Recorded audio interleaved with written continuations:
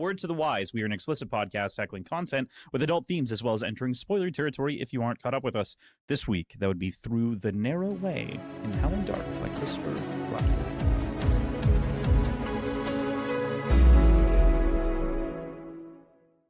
Hey there, this is Cross. Yukajin. This is Josh. There's a lot of Yukajim this week. And we are Words and Whiskey, a podcast for veteran and novice readers alike. We tackle fiction novels and love to talk about what we're drinking. You should think of us as your intoxicating weekly book club. Think of us however you want, as long as you think of us, you know? That's true. Because I'll be thinking about you. Me? I mean, yes, Me? but also you through the camera. Oh, shit. This is No. one of those slightly off mistranslations we've heard so much about this week. Yeah, there's a couple more of those this week, aren't there? That said, again, today is our 10th episode talking about The Howling Dark by Christopher Rocky. We're reading The Limits of Reason Through the Narrow Way. Josh, in this penultimate episode, what's your vibe check? There's only one more week. Serving each other, not good. Servicing each other, apparently worse. Nukes. Nukes. I think that about... Oh, and then things worse than nukes that lurk in the dark. Yeah, right. So, More terrible things. There's a lot of things in this section. There's a lot of physical tension. Mm-hmm. There's some sexual tension. Mm-hmm. There is political tension. And then it all goes to shit, you know? And then the Robot King dies. Yeah, maybe. Maybe. I'm not convinced. Neither is Hadrian. So here we are. What a section. What a wild ride. We got the Cielson out here being offended by everything for a little while, and then we have Hadrian being a diplomat but also a slave, we're not sure. And then we've got like the Cielson Joffrey involved up in here. Mm-hmm. We also found that Prince Aranata is a big man who carried a child in his belly. Mm-hmm. What else do we got? Yeah, I mean, maybe some Robot Kings die. Maybe we learn some stuff about the Mariconi uprising.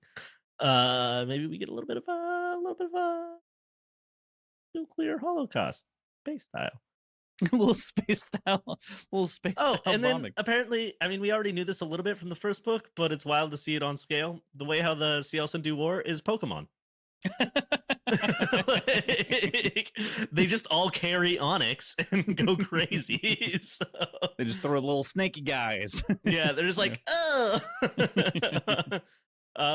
alien, I choose you. You know, the Nahute, or is it? Yeah, it's alien. It's alien. They're definitely doing a facehugger situation. They just go straight for the gut. Right, it reminds me of the facehugger. Really, as it's mentioned here, they just look for any weakness and then just go. You know, they just go. If it's a face, it's a face. You know? Right. Yeah. They're looking for any point of vulnerability as they kind of fly and writhe around. They're like 90% of the dudes who hang out around Gaslamp.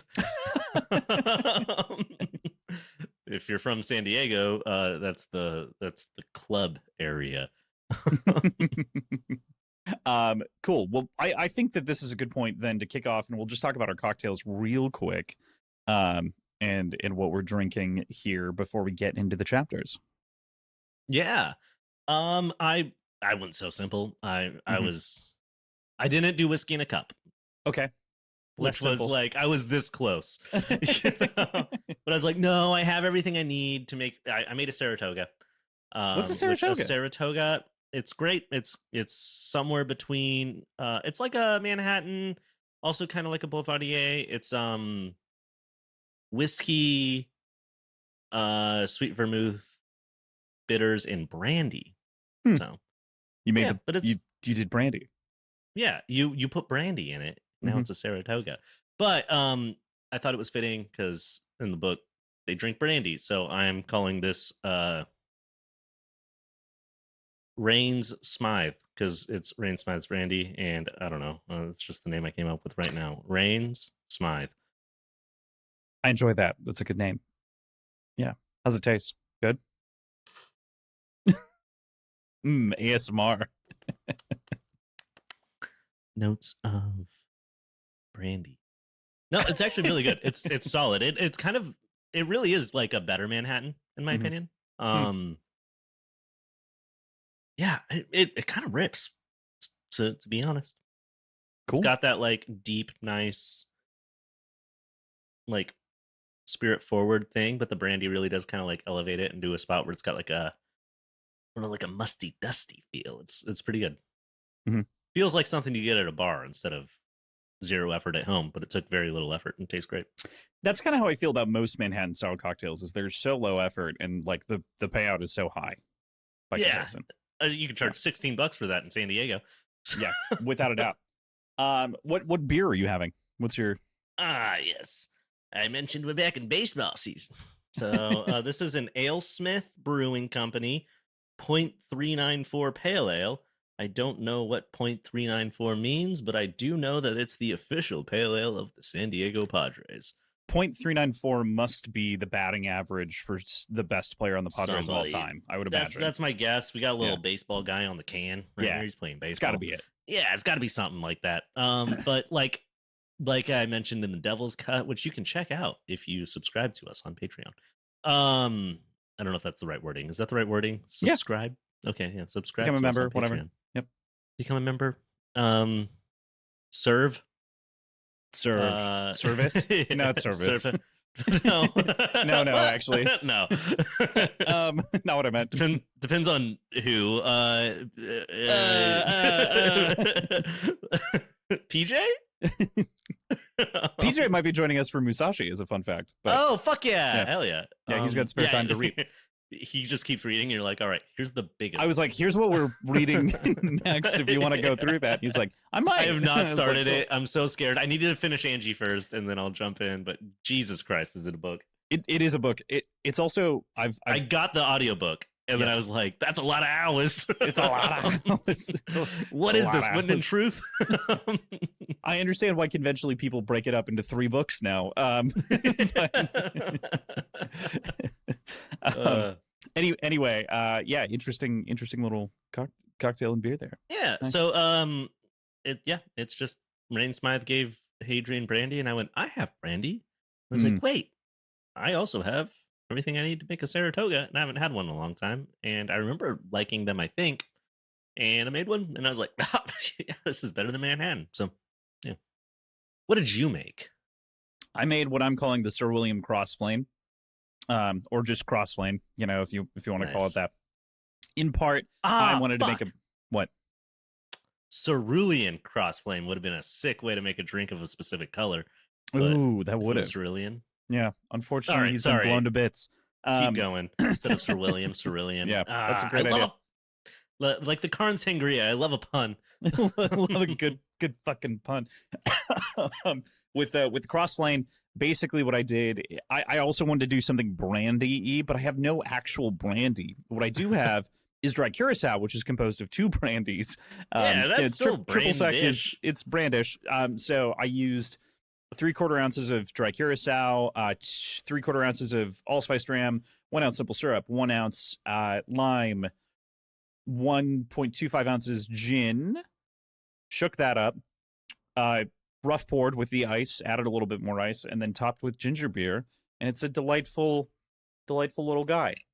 I'm just so mad that if I had used gin instead of whiskey and blue curacao instead, and then with the sweet vermouth, it probably would have came out vaguely cerulean. Could have done it. Cerulean Cross Flame. That's a good idea. I'm just more mad about the fact that that's what I heard whenever you said Sir William. I heard cerulean, and I was like, no. But that does sound delicious. That sounds great. I'm fine. I'm not gonna dwell. I'm not gonna dwell. I won't dwell on it. I also spritzed some absinthe on top, but mostly just for the nose. 90% of the time, that's the right call. Yeah, just a little some to get a hit of some. I usually would have done like mint or something like that, like fresh mint. Actually, would have been a much better garnish, but I don't have any right now. So yeah. I made I realized I had ginger beer. Oh, and I was like, hell yeah, I'm gonna make some last night for band practice. I was like, yeah, I got ginger beer, I got whiskey, I got simple, I got copper cups. We're gonna have a little Kentucky Mule situation for band practice because we usually have a cocktail during band practice. Mm. And realized I had no mint after I made them, and was fun, I guess. Just another thing added to the list. My beer, my beer is called Yes, Brunch Bubs. brunch bubs. It's basically a mimosa. It's 5%. It's Yeah, from I thought Drecker. you were holding Yeah. orange juice. It's, it came out of the can. But it's Oh, a crowler. It's from a North Dakota brewery that distributes to a couple places down here that really love, called Drecker. I've had Drecker on the show before. I talked about them a couple of times, even with you here. But they distribute this every spring, and so I got a oh, can for my nice. stepmom and a can for myself. Oh, we love a seasonal boy. Yeah, it's a really good seasonal boy. So It's a pretty can too. yeah, it's not bad. It's a simple can, but it's a Yeah. pretty can. I enjoy simplicity in a can. Yeah, I wonder what their regular label for that is. I'm curious if they have a label even, because I don't think that they do. It's not bad. It's not crazy. With that, we'll get into the limits of reason. Negotiations are hard, but ongoing nonetheless, even if there's a complete failure to understand and communicate between the two parties here, not in part because of the ideas we discussed last week reach a little further than their culture the Skelsons have accepted previously. Leads to frustration, leading Arenado to lash out at the human translator. And as Hadrian gets close and tries to like pick her up and help her, despite his better instincts or even his ability or capability, she begs for him to kill her. Yeah, not even really beg, just like kill me. yeah, it's pretty sad. It's very Yeah. sad. Yeah, but I mean, Yeah. I think begging takes a certain amount of soul that this person no longer has. Well, I think that was the thing, is he saw the flash of soul, and then when he Exactly, didn't do yeah. it in the moment, she was empty again. Like it's like, oh, Exactly. there's no release from this. Just- Yeah. So for 1 second, had enough willpower to be like, "Can you fucking kill me?" And then, right. what a terrible, terrible, terrible time we're having here. Also, there's, it's either in this chapter or 2 chapters from now, but there's like a line from Hadrian involving like the mistranslations where it's like the two parties were having completely different conversations unknowingly, basically, and like, goddamn, if I haven't been there. You know? Yeah, Like, or if I haven't absolutely. witnessed it from the outside at Mhm. like a house party. You know? Like, I don't think you guys are talking about what you both think you're talking about. Especially with like arguments at a house party or something like that. Exactly, Like someone yeah. breaks out and they're like, that's not true. And it's like, hang on. You guys are talking around each other and you don't realize it. Exactly. Oh my Yeah. god, I pretty sure I've mentioned it here, but I once at a friend's bachelor party thought that I was like standing up to one of the guys there that was like being a little racist. Mhm. And then I realized from like the 30 seconds from when I left to pee and came back, the conversation had shifted. And instead, I was apparently being homophobic, but I thought we were talking about someone else. So, and I'll never be able to figure out who got on to the fact that I thought we were still on the old conversation. Whoops. Yeah. Yeah. Really sucks when you're like, that person's a piece of shit. Because I think we're talking about a right wing judge that was just appointed. But turns out, no. Not what we meant. Yeah. Didn't find that out until the next day. You know, like it wasn't like in the moment. I'm like, oh, I'm in the wrong. I thought we were still having that conversation. It was like the next day, someone's like talking about it, and it's like, oh fuck. And I feel like it's too late because I'm so hungover. Can't do anything about that. It's far too past gone. All right, I'll just never talk to these people again, I guess. So, but yeah, I do kind of like love the concept of this like slowly drifting mistranslation that's just getting wider and wider and farther away, And so much as worse over time. as they just get more frustrated with Mhm. each other and choose the worst words. Mhm. There's like the are you wolves or are you lambs? Mhm. They're like, we're vermin. You know, like, Yeah. yeah, so much good shit in there. Yeah, And again, there's this chapter, and then like 2 chapters from now, there's another negotiation, and I do get those two kind of jumbled in my brainsies here. But yeah, they do this, and you could even include what is it, the blood a bloody star that starts with kind of the same. It has the same rhythm Another that it thing, starts yeah. with, Yeah. and then it breaks up obviously with kind of. But in this one, we do get Hadrian rushing to the aid of Yeah, um the little slave little lady. slave who's like, fucking kill me. But it leads to a really cool, I think, like kind of Hadrian aura farming moment where he gets to kind of like be mankind's stand in as he kind of does that like groundwork to establish dominance towards a people that only understand like power, dominance, and like subjugation. So yeah. Yeah, it's a really cool moment. Like he's getting held up by those guards there, and then he kind of gets let down after Karn kind of shouts for it, basically. Yeah. And then he, knowing and understanding as deeply as he does, kind of pulls off exactly what you're saying. Which there's obviously a moment in this section that kind of shifts this, and it is the moment where all shit goes to shit. Mhm. But in this moment, even like Hadrian has this moment. It's like, yeah, like I don't back Mhm. down. I establish that we have a backbone. The people behind me establish that we have teeth by having the weapons bared and ready. But like as a reader, you just can't help but feel like, all right, these are two.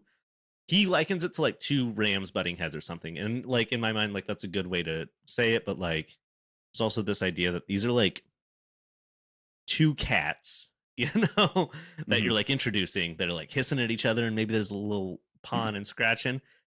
And Karn Sagara is like the human who's like, okay, we're gonna get you guys comfortable with each other. Like Karn is not in the same weird space that these two are in. I feel like Karn is like above the whole Yeah, situation. he's a mediator, in a lot Yeah, of but ways. even beyond like mediator, I feel like whatever's happening here, like the Empire might get something out of it, the Cielson might get something out of it, it might all collapse. Karn's winning. Yeah, Like, no matter what. Right. whatever this situation is, Karn feels very much so like these are all just little chess pieces he's moving around for Mhm. his own gain. Or he's witnessing move around in some smaller game where he's playing a Yeah, and big he's like, cosmic "Oh, what one. a little Yeah. game. Yeah, I'll watch these move around and I'll figure out how that benefits me in the long run." I don't know. It Mhm. it just it feels like Karn very much so is like willing to let them offend each other because it doesn't really change his game, which we don't know what his game is. And I think Right. that Karn just is like a such a cool character in this chapter. He's so in the background and just pops in to be like, now children. So Yeah, it's especially interesting too because last week we talked about the fact that his seat is at the base of a tree. Like he doesn't even care to like sit with them at the table. yeah. Because he has the roaming eyes. He He's technically got doesn't eyes need for to. that. Yeah. And like it's kind of cool that he's just sort of sitting there next to a tree, kind of like taking it in. Yeah. It's very Sid Arthur Buddha of him. Yeah. Sid Arthur. Yeah. Yes, Sid Arthur. Um, very reminiscent of, kind of in an interesting way. But yeah, fun little section. We begin to get the notes throughout the chapter in the next couple that there's something very, very ominous in the very, very near future about to happen here, though. And this is one of the few times, and this obviously is dropped throughout the series. It's a nice rhetorical device, usually that you can use in sort of like omniscient third person really effectively. Yeah. It's interesting to see it be able to be used in first person this way because of future Hadrian. The like Yeah. roaming the halls, but find like shortly before I roam them again in fire, or is or what? No, wait, that's the next chapter. That's the next chapter. Two Yeah, chapters. that's like That's like three two chapters from now. It's whenever he's wandering Yeah. in the garden. Anyway, sorry. Yes. Which line were you referring to? I think that this is more specifically like. Hang on, I'm gonna find it here just because it is a really good little line. Oh, I felt an almost imperceptible shift in the air between the prince and myself, a respect and a grudging wariness, caution. We had not come to surrender to him. That much was coming to plan, but he did not understand yet what arrangement might be made between us. He never would. He never would. Mm-hmm. That's such a good line. There's another one a little later that's Yes. like, Yeah. I wandered the halls that I would again so soon in fire. Mm-hmm. And then there's another one too where it's like, maybe if I had taken that post, much evil would have been avoided. There's a lot of these little drops that are like, hey, some shit's about to happen. And then it doesn't. And he's like, but no, like really, some shit's about to happen. And then it doesn't. And I'm like, well, no, but really. And just so you know, yeah. it's such a tense section. And I think that these like little drops at the end of each chapter really like sell that tension. There was just such a serious consideration on my part to end when Karn dies, but I was like, I think we need the fallout. You know what I mean? Nah, we need Yeah. it. It's so good. It's so Yeah. good. Yeah. But like this tension is so palpable, so incredible, so extra. Yeah. In a lot of ways. So I think that brings us into So Eudoranly melodramatic? well, yeah, that's why I was like extra Solarian. Yeah. You know, Oh. but yes, absolutely Eudoran melodrama here. I think this brings us into the Apostle, unless you've anything else to say about Limits of Reason. Nah, that's about my limit. Cool. I feel like the negotiation chapters line up pretty directly too. So if anything else crops up, you know, it's pretty easy to bring back up. The Apostle is, of course, where we get our big pitch as Rain and Hadrian get in a meeting between the two of them with Greenlaw closely attending. And Rain reflects further that she's fortunate to have lived so long, as having her like genes fully recoded and everything becoming, you know, not a Palatine, but like kind of that idea before she invokes King Churchill, of whom Hadrian mentally corrects in his dialogue here, thinking that probably a logothete, which is actually closer to the truth, and taking a swig of brandy. Si fueris Romae, once again, repeating Karn, and as such, it's a good time for us to take a little drink. Hey, you know, Brandy. Mm-hmm. The name's Brandy. Do as the Romans do. Well, I'm Italian, so that's easy. True. I just did as the Roman did then. Technically, Italian people groups aren't actually the same ones that were Roman. That's a lot of yeah. I mean, Germans technically, some parts of Germany were Rome. You know, you could say like a lot of Turkey was Rome if you really want to get into it. Romans were a lot of things. I mean, ethnically, I don't think that modern day Italians actually descend mostly from Romans. It's a whole weird thing in how that works, even though it is Rome. It's confusing. Yeah.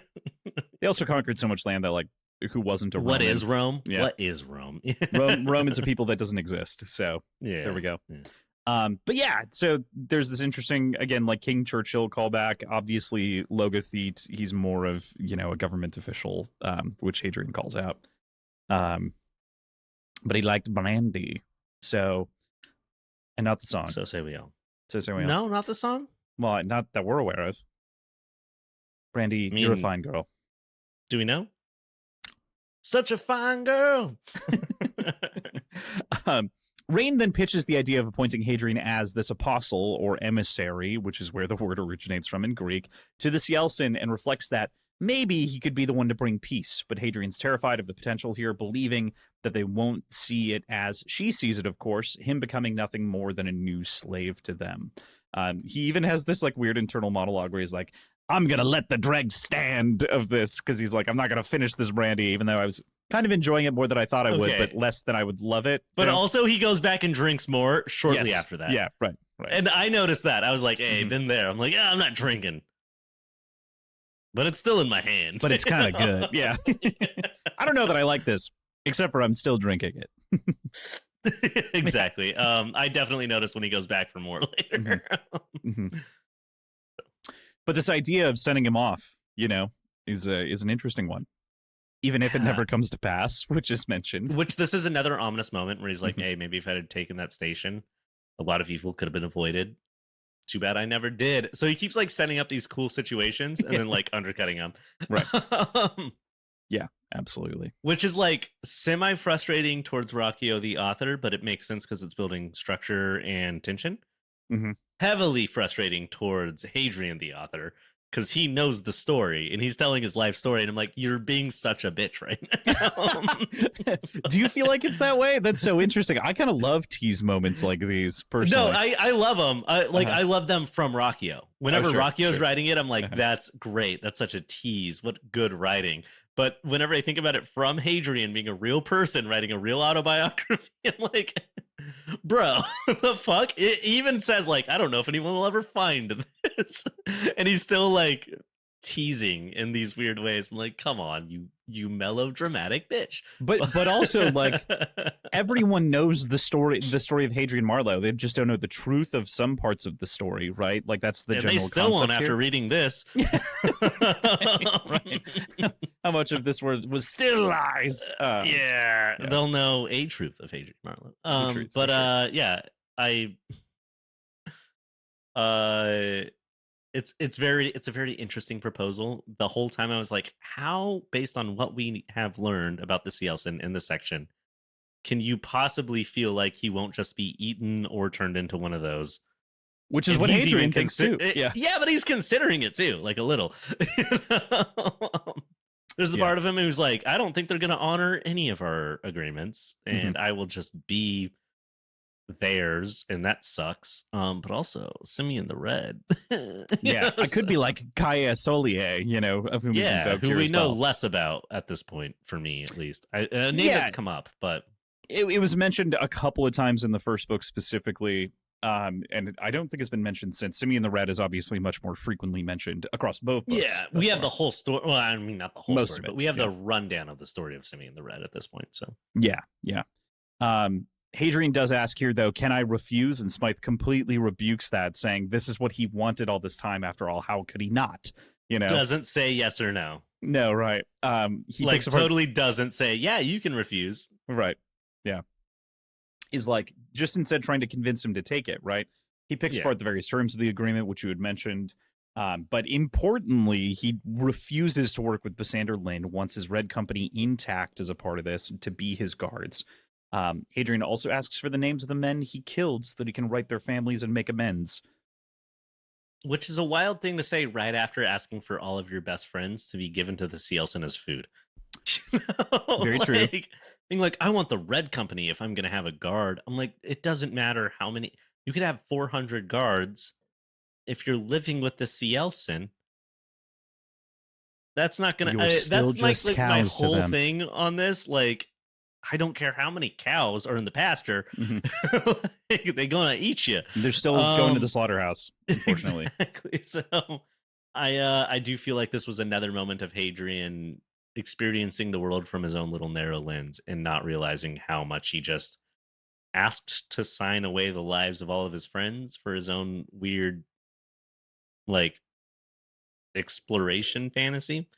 Um but maybe it's fine. I mean, it is fine. It never happened. But like, I did think it was weird. Like, if I was Hadrian in this moment, I'd be like, "Oh, get the Red Company far away from where I have to go.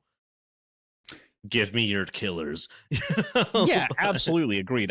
The Martian guard, please, that we know protects the Emperor. I would like them. yeah.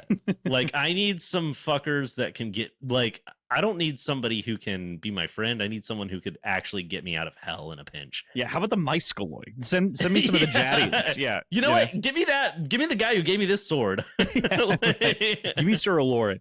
Yeah, where's Sir Lauren? Can we have him, please? He likes me, and he could actually do some fucking damage. Yeah. I don't know why he's asking for fucking Polino. Switch. Yeah. Yeah. Not literally. He doesn't even Switch. like Switch Yeah, at this right. point. And I still feel like he counts in the Red Company. Like, he was going to get there and be like, Switch is here. And I'm like, yeah, ask for him. I do find it, the thing that I find, this is so interesting, again, because of the way that this book is told and the structure that it is. The ask for the soldiers' names feels so random to me, in the context of the rest of this conversation, that it's not that I don't believe that Hadrian cared, but I believe that the extra step of asking Rain Smythe to me feels like his own fiction on top of like this. he felt the guilt writing about Basander talking about how he killed his soldiers. So he wanted to paint himself as more heroic by Yeah. making amends that he never did. And he even admits that he never did here. He still never does, right. Yeah, he's like, oh, like, I certainly intended to. Or no, he doesn't say that, but he's like, I don't know what my plan was, but I got the names. Well, and he even goes so far as to later, like, and this is a big part that I pulled out, but he talks about, like, soldiers and the nameless, right, in such a big way. And so I think that this is, like, intentionally a call out on Rockio's part to be like, he still thinks about it. And Hadrian, the man, I think still does, and the character, I think still does, even in this moment. But I don't know that he asked for the names in this moment. That it just didn't jive with the rest of the section quite as I think it would cleanly. be so sick if Rockio ever released like one book at the end of all this that was just like a single, like, here, not flowery written, not fun to read, just like an honest historical retelling of what actually did happen Mhm. to compare to what Hadrian said. Yeah. Like that'd be so sick. Yeah, I do think what's interesting about the series is that it very intelligently contradicts itself in places intentionally to draw that out. I know. It does require this analysis, which is part of the reason that I'm so into this idea of like covering. This is why we're 2 books deep in this series on the show, because like I think it deserves this sort of very granular attention. Yeah, no, because it seriously. kind of there's so much fucking here. He also like talks about a lot of things every chapter. there's like a lot of stuff. Like I've read a lot of books where a chapter could be like, "Yo, so sick." A lot of Angie Kills a King is like, "Yo, that was sick." Okay, we got a little bit about the menagerie. Oh, whoa, so cool. So cool. Yeah. Honestly, like even books I fucking love that I could talk forever about, like Red Country by Joe Abercrombie. I could dissect a lot of things in that book. There's a lot of chapters where I'm like, this is real good. And then we can just kind of move on. You know? Like, yeah, dude. I love how they talk about gold in Mankind. That's true. People are greedy. And then like that's kind of it. You know? Like right. This especially because of the sci-fi of it all, the real world connotation of like jumping back to things that actually happened. There's so many things where it's like, all right, what are we referencing? What are we doing? What are we jumping into? So yeah, absolutely. As a sort of final note here, he's told that he will likely, as a part of this arrangement, meet the Emperor, the biggest and baddest of them all, compares him to a lot of other names for emperors across time and cultures. And all of this is being sort of leveraged as for an exchange, an equal handshake between these two. I keep writing cultures because there's like a cultural class, but species, realistically. Yeah. No different than sort of the historical trading of princes that would happen to like guarantee peace. Yeah, no, 100%. And it's wild because they're actively asking for the prince, and he's like, I don't think that's the right move. Maybe get like Hanram. Right. I do love his reaction to like all through this book. He's like, the empire is not necessarily my belief. I don't care about this place. I'm different. I'm an artist. And now he's like, and they're like, you could be the Daddy? Emperor. And he's like, I could be Emperor? Like, you're full kidding fangirl, just like ready to go. Which, I mean, sure. I could definitely assume that I understand that. If at this moment I got to meet the president, I would not feel that way. Right. But if I got to meet, like, I don't know, like the weird alien overlord that's been running this shit since 2012. Bruce Springsteen. Yeah, for sure. Yeah. Oh, yeah, if I got to meet the boss. Bruce. You got to meet the boss, you know? For sure, for sure. I don't know, like if I got to meet Lorne, from SNL, sure. I'd freak out. Like, I don't necessarily like the guy, but like still super cool. Yeah. But you did SNL. You are SNL. You know? That'd be wild. So yeah, absolutely. Cool. All right. Well, with that, I think we can move into a Devil's Bargain. We open the chapter with Smythe calling for the end of the attacks against their specific colonies before she pitches the idea to send an emissary to learn and teach among them, which can only be said again as give, to them this gift, and only for a time, as Varro corrects some of the details as the translator is translating and trying to amend the statements to make this work. There's an interesting comparison Hadrian draws here to Richard and Saladin, Bonaparte and Wellington, and Scipio and Hannibal. Of course, all historical generals that faced off between each other on a battlefield. So, kind of counting them among them. But none of them had nukes, which is important, Very important. Yes. Yes. None of them knew that a surprise attack was coming either. Oh, yeah, well. This is that very interesting chapter where it's like, so we give you him, cool, and you give us him? No. Well, then we don't give you him. No, you already gave him. You gave him. Yeah. What? He's going to fight for me. That's actually the next time, but yeah. He's doing what now? What's he doing? Wait, you want us to help you conquer people? Our people? No, this is the whole point of giving you him was to not do the conquer. By the way, when we say I know that Kalekin means people, we're also addressing ourselves as people, so we are also people. And Kalekin, it's just, absolutely not. Yukajim, vermin.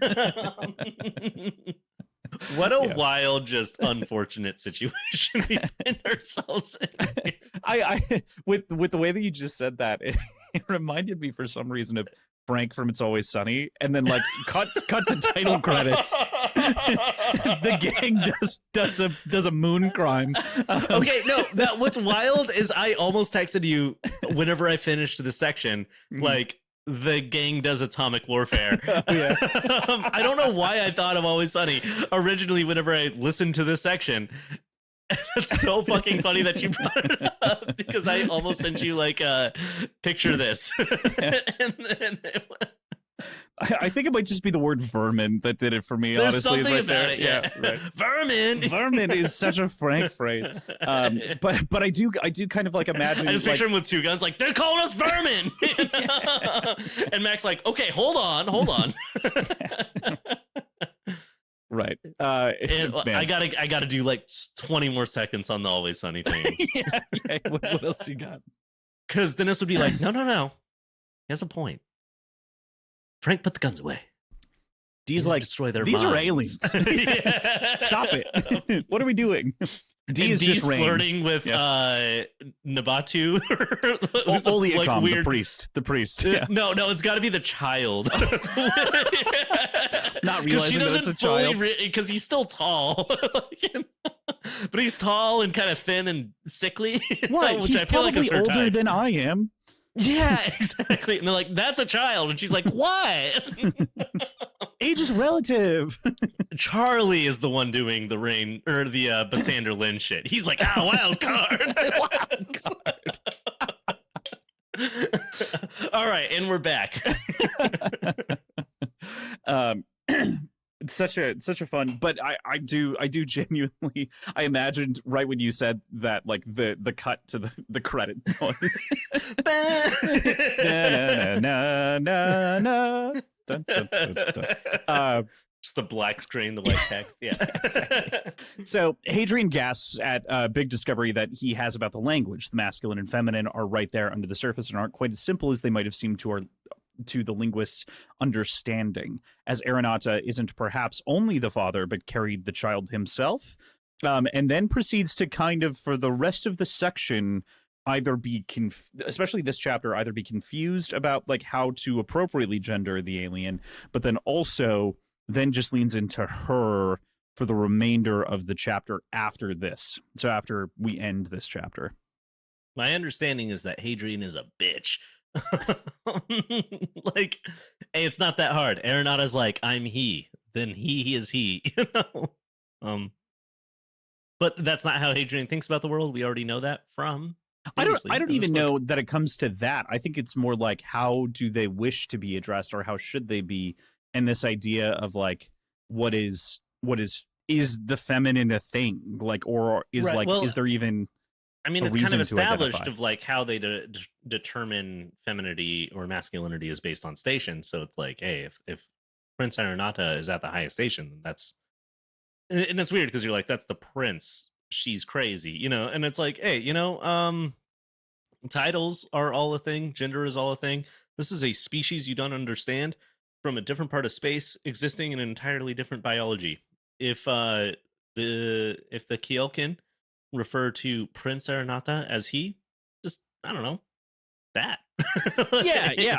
I think he's also not trying to but I do understand, like, trying to figure out the biology and everything is like part of it as well. Yeah, it's biology, it's understanding, it's like properly addressing. It's a bunch of different things that I think he's like eloquently trying to navigate, and also like simultaneously communicate a change or a breakthrough in language right now, or their understanding right now.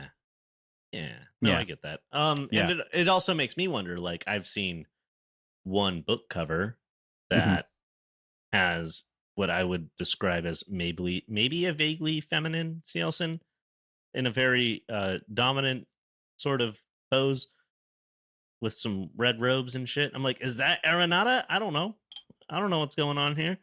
But I wouldn't have thought so beforehand until there's kind of this like description of like Aranata is a mother, you know? Mm-hmm. Which I currently live on the border of the gayest part of town. where Yeah. I am. And man, I go to a lot of drag shows and he's mother all the time, you know? So Yeah. Hmm. it's fine. No, absolutely. I don't think that like he's even commenting that it's not fine. I think he's just trying to work out like how does any. This is the first like really close exposure that anyone's gotten with the CLs, and it's sort of more of a scientific thing in a lot of ways. Like, Yeah, wait, how does this work? You know, they're of lucky course. that they've No, figured out as much 100%. He's like, language. he's trying to break it down. He's trying to Yeah. figure it out.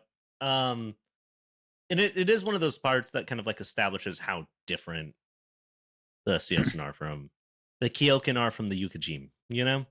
Yeah. Um, And I love you pointing out the cover as well because there were two covers that sold me on this series when it was releasing, and it was Howling Dark and Kingdoms of Death. Because I was like, Kingdoms oh, of Death that guy is looks one. sick as hell. And then the Kingdoms of Death thing, I'm like, that's fucking wild and What? eldritch and weird. Like, The that's Kingdoms of cool. Death one, Yeah. whenever I saw it, I was like, "Oh, I like what this series is going." Hmm. I didn't see it until after I read Howling Dark because I was like very much so avoiding covers besides the two you sent me, but Hmm. or the three, but uh, yeah. Um, also just like a weird side tangent, so fast, and then we're gonna jump back in. Yeah. There's a new billboard between North Park, where I live, and Hillcrest, which is the place that I was talking about. That's like the super gay. Hmm. It's the neighborhood of San Diego. It's great. I Sure. love it. I'm there all the time. I'm like mostly straight. It's fine. Anyways, a new billboard is there, and it is like a billboard for like helping families like make sure they have food. It is like a organization that does like out community outreach for like very like Catholic charities in its own way. Yeah. yeah. And I think it is religious also. I think it Okay. might be a Catholic charity. But they chose the words, and I don't think they realized what they were doing. Somebody ate tonight, and then there's like two spaces down, and there's a picture of a family because you helped, or like because you cared, or something like that. But the fact that I'm driving to Hillcrest and there's just this giant billboard that's like somebody ate tonight, and I was like, yes, I did. You know? It's so funny every time I see it. It can't be accidental, but I feel like it is.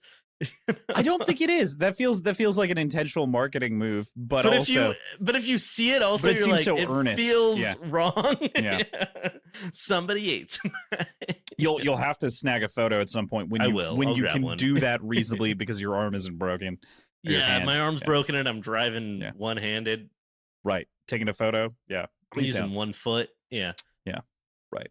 Anyways, all right. Sorry, that was No. a All weird good. side tangent. She ate. But if we're talking about the Cielson and maybe gender, Prince Arenata, he absolutely eats he he fucking does, doesn't he, bud?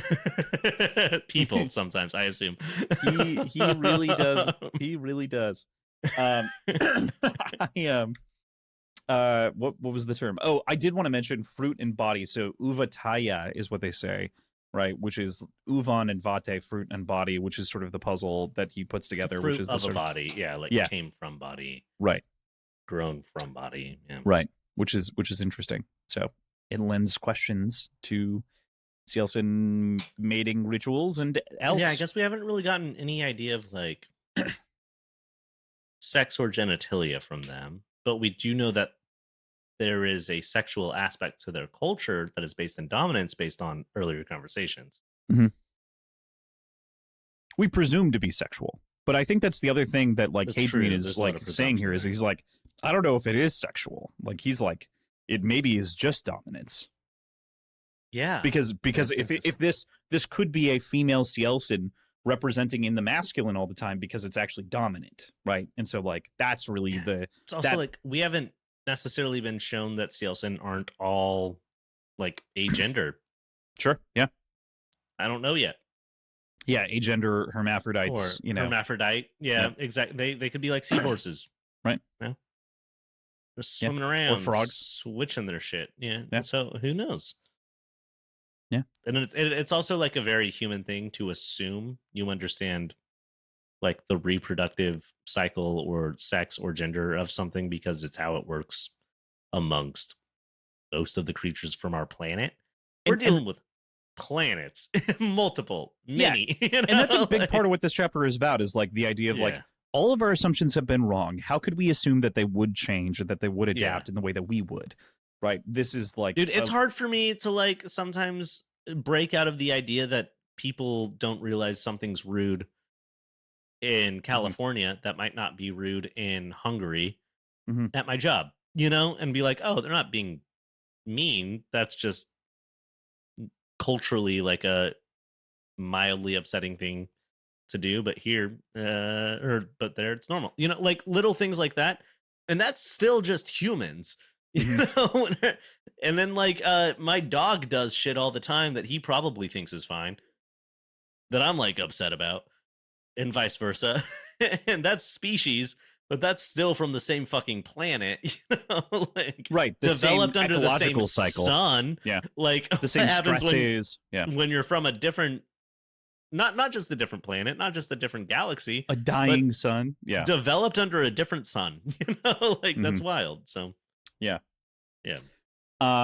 Okay. So Arenata ultimately, though, says that he says, "A gift for a gift it is, you vermin are interesting. Give me the dark one and I will consider your request," asking for Hadrian to be this emissary, and Hadrian for Tanaran, basically, to be the trade that's proposed here. And this again is sort of like leads into the confusion for on Arenata's behalf. We've already talked about that, but Crosslane explains that he would have protection, and Tanaran even argues on the behalf of the humans here, which leads to Arenata accepting Hadrian as this kind of proposed offer. Without the counter proposal ever being fulfilled, kind of like you mentioned earlier. It's Yeah. like, yeah, we'll take him. It's like, and also we'll take him. And they're like, we'll take him. We're gonna take him. Yeah, yeah, yeah, yeah. That's what you said. And unspoiled, also we had talked about. Unspoiled. Yes. For Yes. sure. Right? Definitely. Yes. Definitely. Smythe is also mad at the proceedings and the prospect of being ordered around, but Sanderlin says maybe we can't negotiate, before Hadrian asks to bring Velka out on one of these. And despite Lynn and Crosslane's protestations, Smythe agrees with them, with Volka coming along after Jinan defends her. I do have to jump back a little bit and then Oh, sure. jump Fine. into that. Yeah. There are two distinct things that I don't think are Lord of the Rings quotes, but are such Adjacent. specifically lines from the film that I don't know are in the books. Hmm. Probably, but it's a little harder to like know a quote from the book in like the such a so in the films at least, which I assume Rocchio is around my age ish, a little older maybe. No, I think he's Younger? a year Don't tell younger me. than us. Yeah. Don't tell he's me he's that. right around our age, like almost Don't identical. hurt me. Don't hurt me like Yeah. that. I like you're I was older hoping he than was me. 36, but he's 30. He's 30? 32. Yeah. I'm 32. Yeah, I know, that's what I'm saying. I think he turns 32 Jesus. in like I'm doing May. nothing with my life. Well, that's what I'm saying. Like this guy wrote a 7-book series. It's crazy. Yeah. Oh man. Anyways, He's 32 so or 33, but we're the same age. We both grew Mhm. up on the Lord of the Rings movies, I would assume. yes.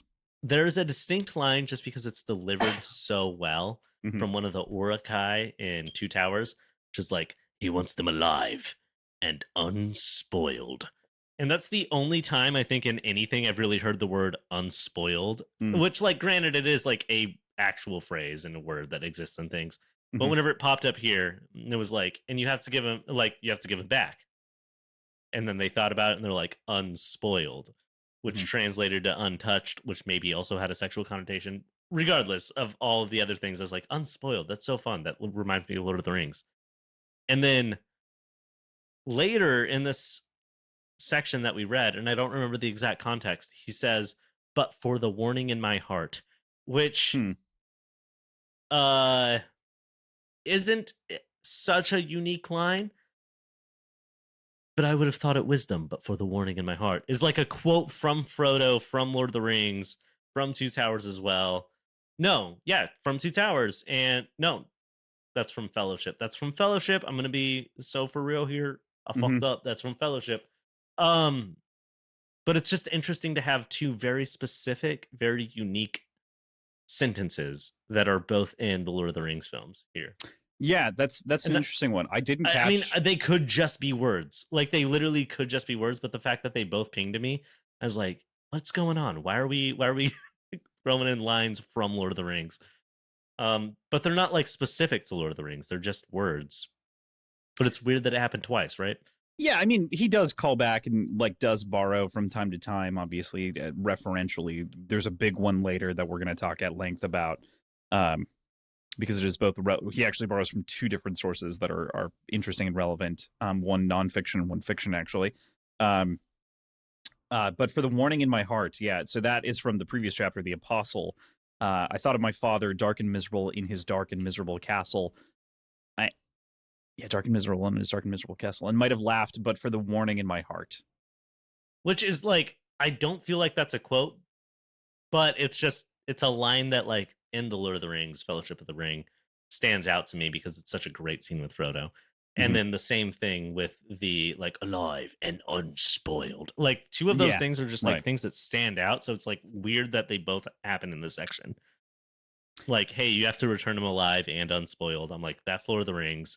And also, but for the warning in my heart is just like an exact, like the way it was said, which isn't that unique, but also it is in a weird way. And that's it's all. I just enough. wanted to call those out. Yeah. I know that like comparatively, it's hard to have read. I guess it isn't maybe hard. A lot of people these days wouldn't have read The Lord of the Rings a ton of times front to back. I know that Rockio has read more than a couple of times and really loves them and appreciates them. I've read Lord of the Rings once, The Hobbit twice. So I've read Lord of the Rings twice, The Hobbit like 5 or 6 times, but that's because I actually have that book nice rocks. editions. Honestly, The Hobbit's so easy to read.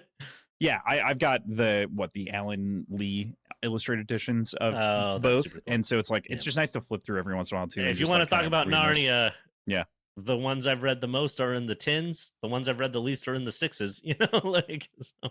Yeah, true. There'd be some books I'd be reading too much, but I actually understand. Silver Chair I've read like 3 times.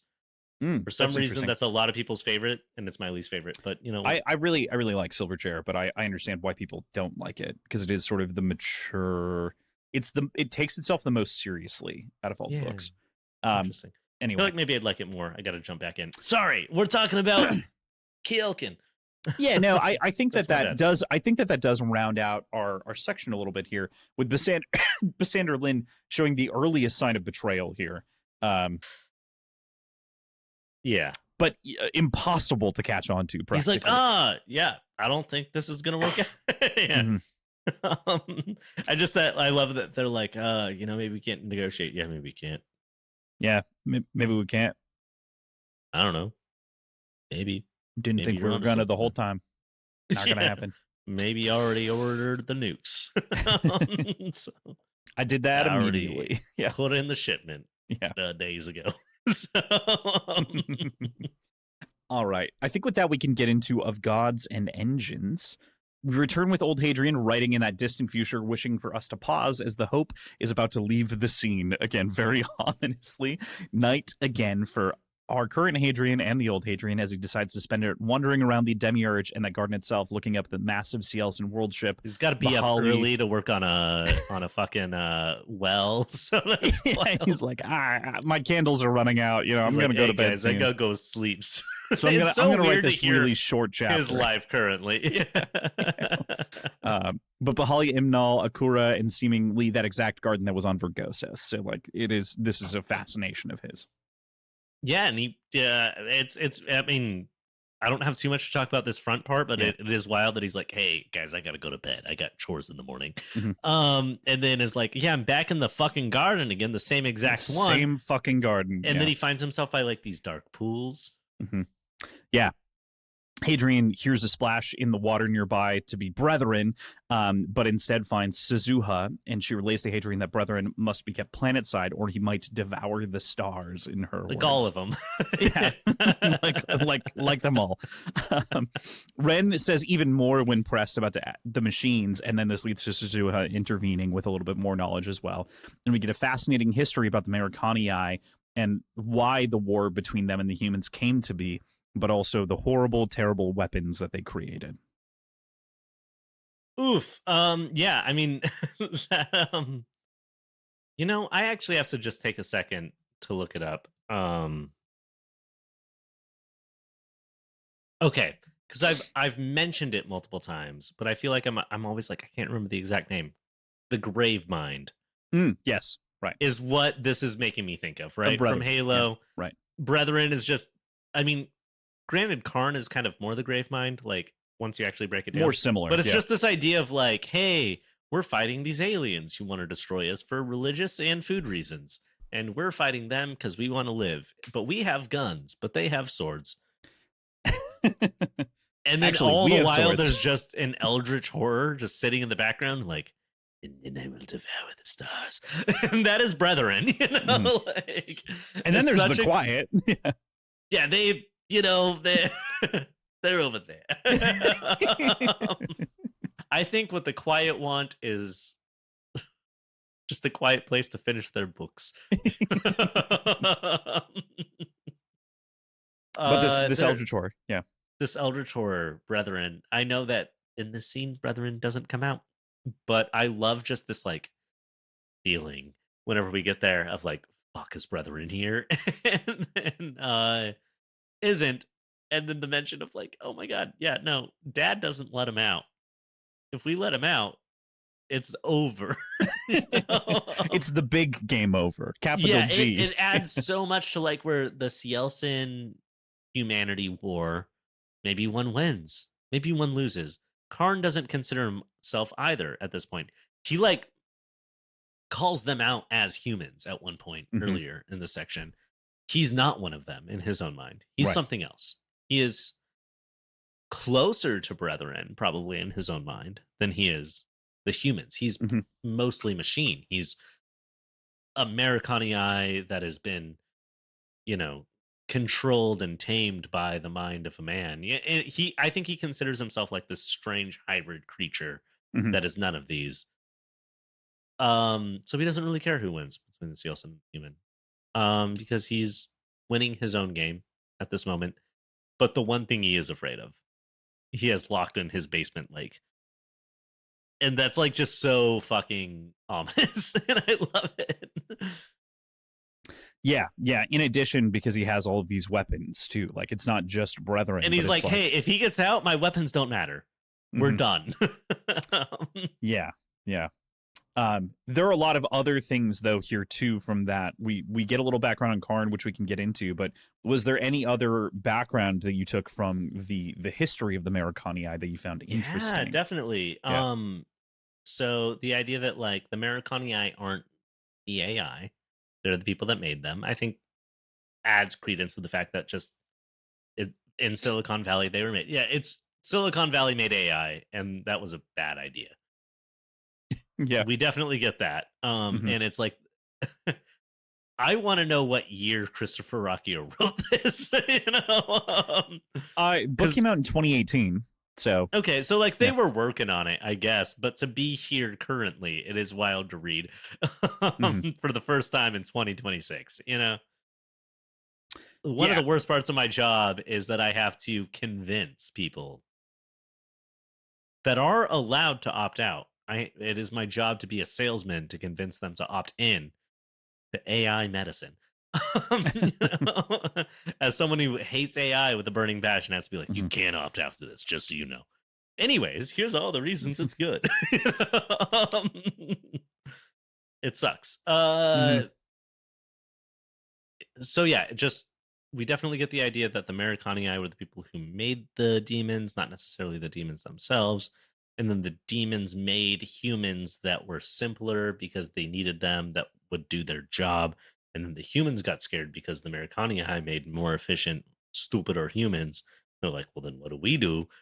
And then there was this weird thing where the humans were like, hey, we don't like that you're making humans and making us obsolete by making humans that have no brain, which is kind of like the invention of the Psalms almost, I assume. I don't know. But from the AI making them and controlling them.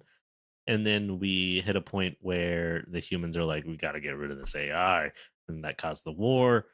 And yeah, I don't know. There was like a lot of information thrown in that I have like limited view of, but Yeah, yeah, there's like a crazy paragraph here, right? Which is, I told you, ones that can devour the stars. What weapons? Ones that can devour the stars, set worlds on fire, things they built for the Foundation War, engines that make cold. Weapons that can truly destroy matter and tear the fabric of space. Weapons even shit Father that's not doesn't physically understand. possible. Yeah, right. You can't make cold. Cold is the absence of heat. You can't destroy matter. That's one of the laws. Yeah, right. These are both thermodynamics, man. These are just things that are just like, they show up and they say like, hey, reality, fuck it. So yeah, absolutely terrifying. And then we also get like later, and we'll talk about it when we get there later, the names of some of these weapons. Yeah, some of them. I definitely took down the ones that are there, which is interesting. But also I love that he's like, hey, I'm gonna start talking about some shit and I'm gonna scare these kids, and if Karn wants me to stop, he'll send someone, and then he does. You know. But yeah, no, it was super cool to like get this look into the Americani. We also learned that like Karn is part of like a poet society that like was one of the few that maintained like the real history, I guess you could say. Or maybe not the real history, but a more accurate history than the very specifically propaganda tailorized like imperial history we get. Yeah, to quote, his people were poets, artists, people who believed, precisely the sort of people that troubled the machines most. And they remembered the war, Emperor William, the Advent, Felsenburg, and the rest. And before she can say more, of course, this is when Yume kind of steps in, interrupts the children to take them away. But Hadrian still gives that answer, you know. It will be that shit Vorgosus reminds me. Destroyed. I love the line. I love the idea of like the machines didn't want to eradicate humans. They just wanted them to be another beast in the garden, and they couldn't comprehend the fact that there was something that made the humans different than the beasts in the garden. Like that's such like a existential crisis on its own, you know? Yeah, right. But they wanted more, and their vision called for man to be only another creature in the garden and not the master of it, or so Father tells it. They could not grapple with that part of man that made him more than beast. They could not grapple with that part of man that made him more than beast. Will be whatever. I told you I'm trying to get a tattoo for every book I like. That will be somewhere, somehow in the Sun Eater series. That's you. Well, it's important to know that I believe that this is contextual, sort of like, I think it's sort of similar to King Lear quote. It's in the adjacent. Same way he was quoting Lord of the Rings earlier. but it's within, and I assume you only listened to it because of our time frame this week. I don't assume you read through it. But it's within paraquotes within a quote, as Suzuha is saying it. Oh, so very cool. One might assume that it is a quote of Karn, but it is Karn quoting Shakespeare, of which we know that he knows as well and has the ability to call out. And we also know that he's from the Society of Artists and Poets, so of course he knows Shakespeare. Yeah, so like he's also actually read Dante, unlike Hadrian. You know? So. Yeah, it's layer upon layer of like interesting sort of like breakdowns there. It also does make Karn like being a poet human, being someone who's like so well read, being someone who is like playing their own games against these different societies, like a weird dark mirror to Hadrian in a lot of ways. Yeah, creation is at his soul, art is at his soul, but he's lost. It feels like Karn is who Hadrian could be in 15,000 years. In 15,000 years, yeah. If he keeps doing this fucky shit, you know? Like, yeah. There's a distant dream there that could potentially manifest. Is Karn Hadrian? Tell me right now. He's not. Okay. Yeah. There's no timey-wimey bullshit. No timey-wimey bullshit. Does Hadrian get mind powers? Tell me right now. Mind powers? Too complicated. Cannot answer. Just based on what you said last week. All right, moving on. He's got the mind's eye in the same way that Lysander does, which is totally a thing that we all know and is explained clearly. Okay, so you were talking about Siddhartha. Yeah. I was thinking Karn sitting by the tree with all these eyes. He's the fucking raven, the three-eyed raven, you know? Oh, yeah, interesting. Good thought. Sitting by a tree with all these goddamn eyes. The final sort of argument here that happens as Yume kind of carries the kids away, you know, variously, is so fucking fascinating because it's Hadrian arguing with a child. You know what I mean? Like he's arguing with an 11-year-old basically. Although, but she's very smart, obviously, and this is an important concept of like this is kind of a conversation with Karn in its own way. Like Exactly, this is yeah. the spirit of Karn is here with us in this Denny's tonight. You know, Also, like, it's very easy to forget that she is like a literal child because she's Yeah. so fucking creepy if you remember she's a kid. But right? if she's just a person talking to Hadrian, I'm like, this is a valid conversation, you know? It's sort of like it's very reminiscent for some stupid reason, more Ren than Suzuha, but reminiscent of the little sisters in BioShock in like they tangibly know what they're doing, you know, in so many ways, or they're maybe aware and unaware. But Does it's that like make freaky. Karn a big daddy? Or I mean, yeah, for sure. For sure. If you played the second game, more a big sister, but you know that's okay. I know that you've played neither. I'm saying for listeners, based on our conversation last week. I'll be better, I swear. Honestly, I need to play just all the BioShock games. It's come up enough times in my social life recently. They're also only like fucking fraud. 20-hour games, which is great. Like they're shorter on average than a lot of they're perfect on Rails games. 1 and 2 are probably crazy cheap. Yeah, you can get the whole pack of 3 generally for like $30, $20 to $30. I think I have $30. That's crazy. Yeah.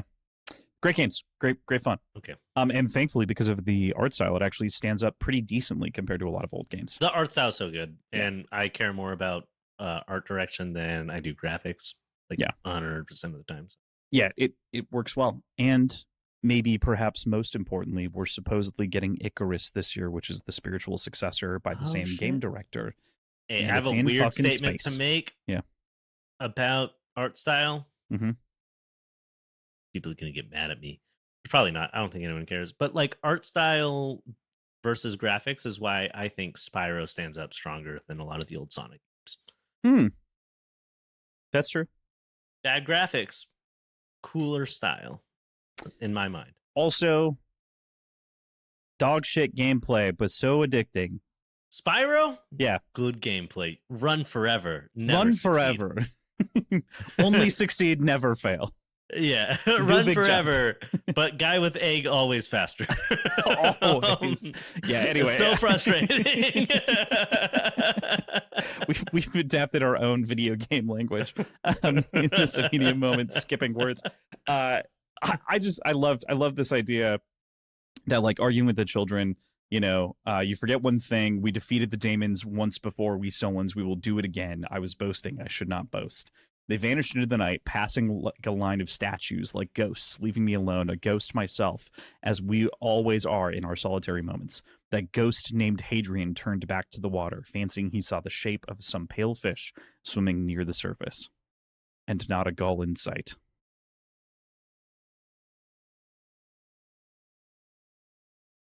I feel like this means some stuff. That ghost.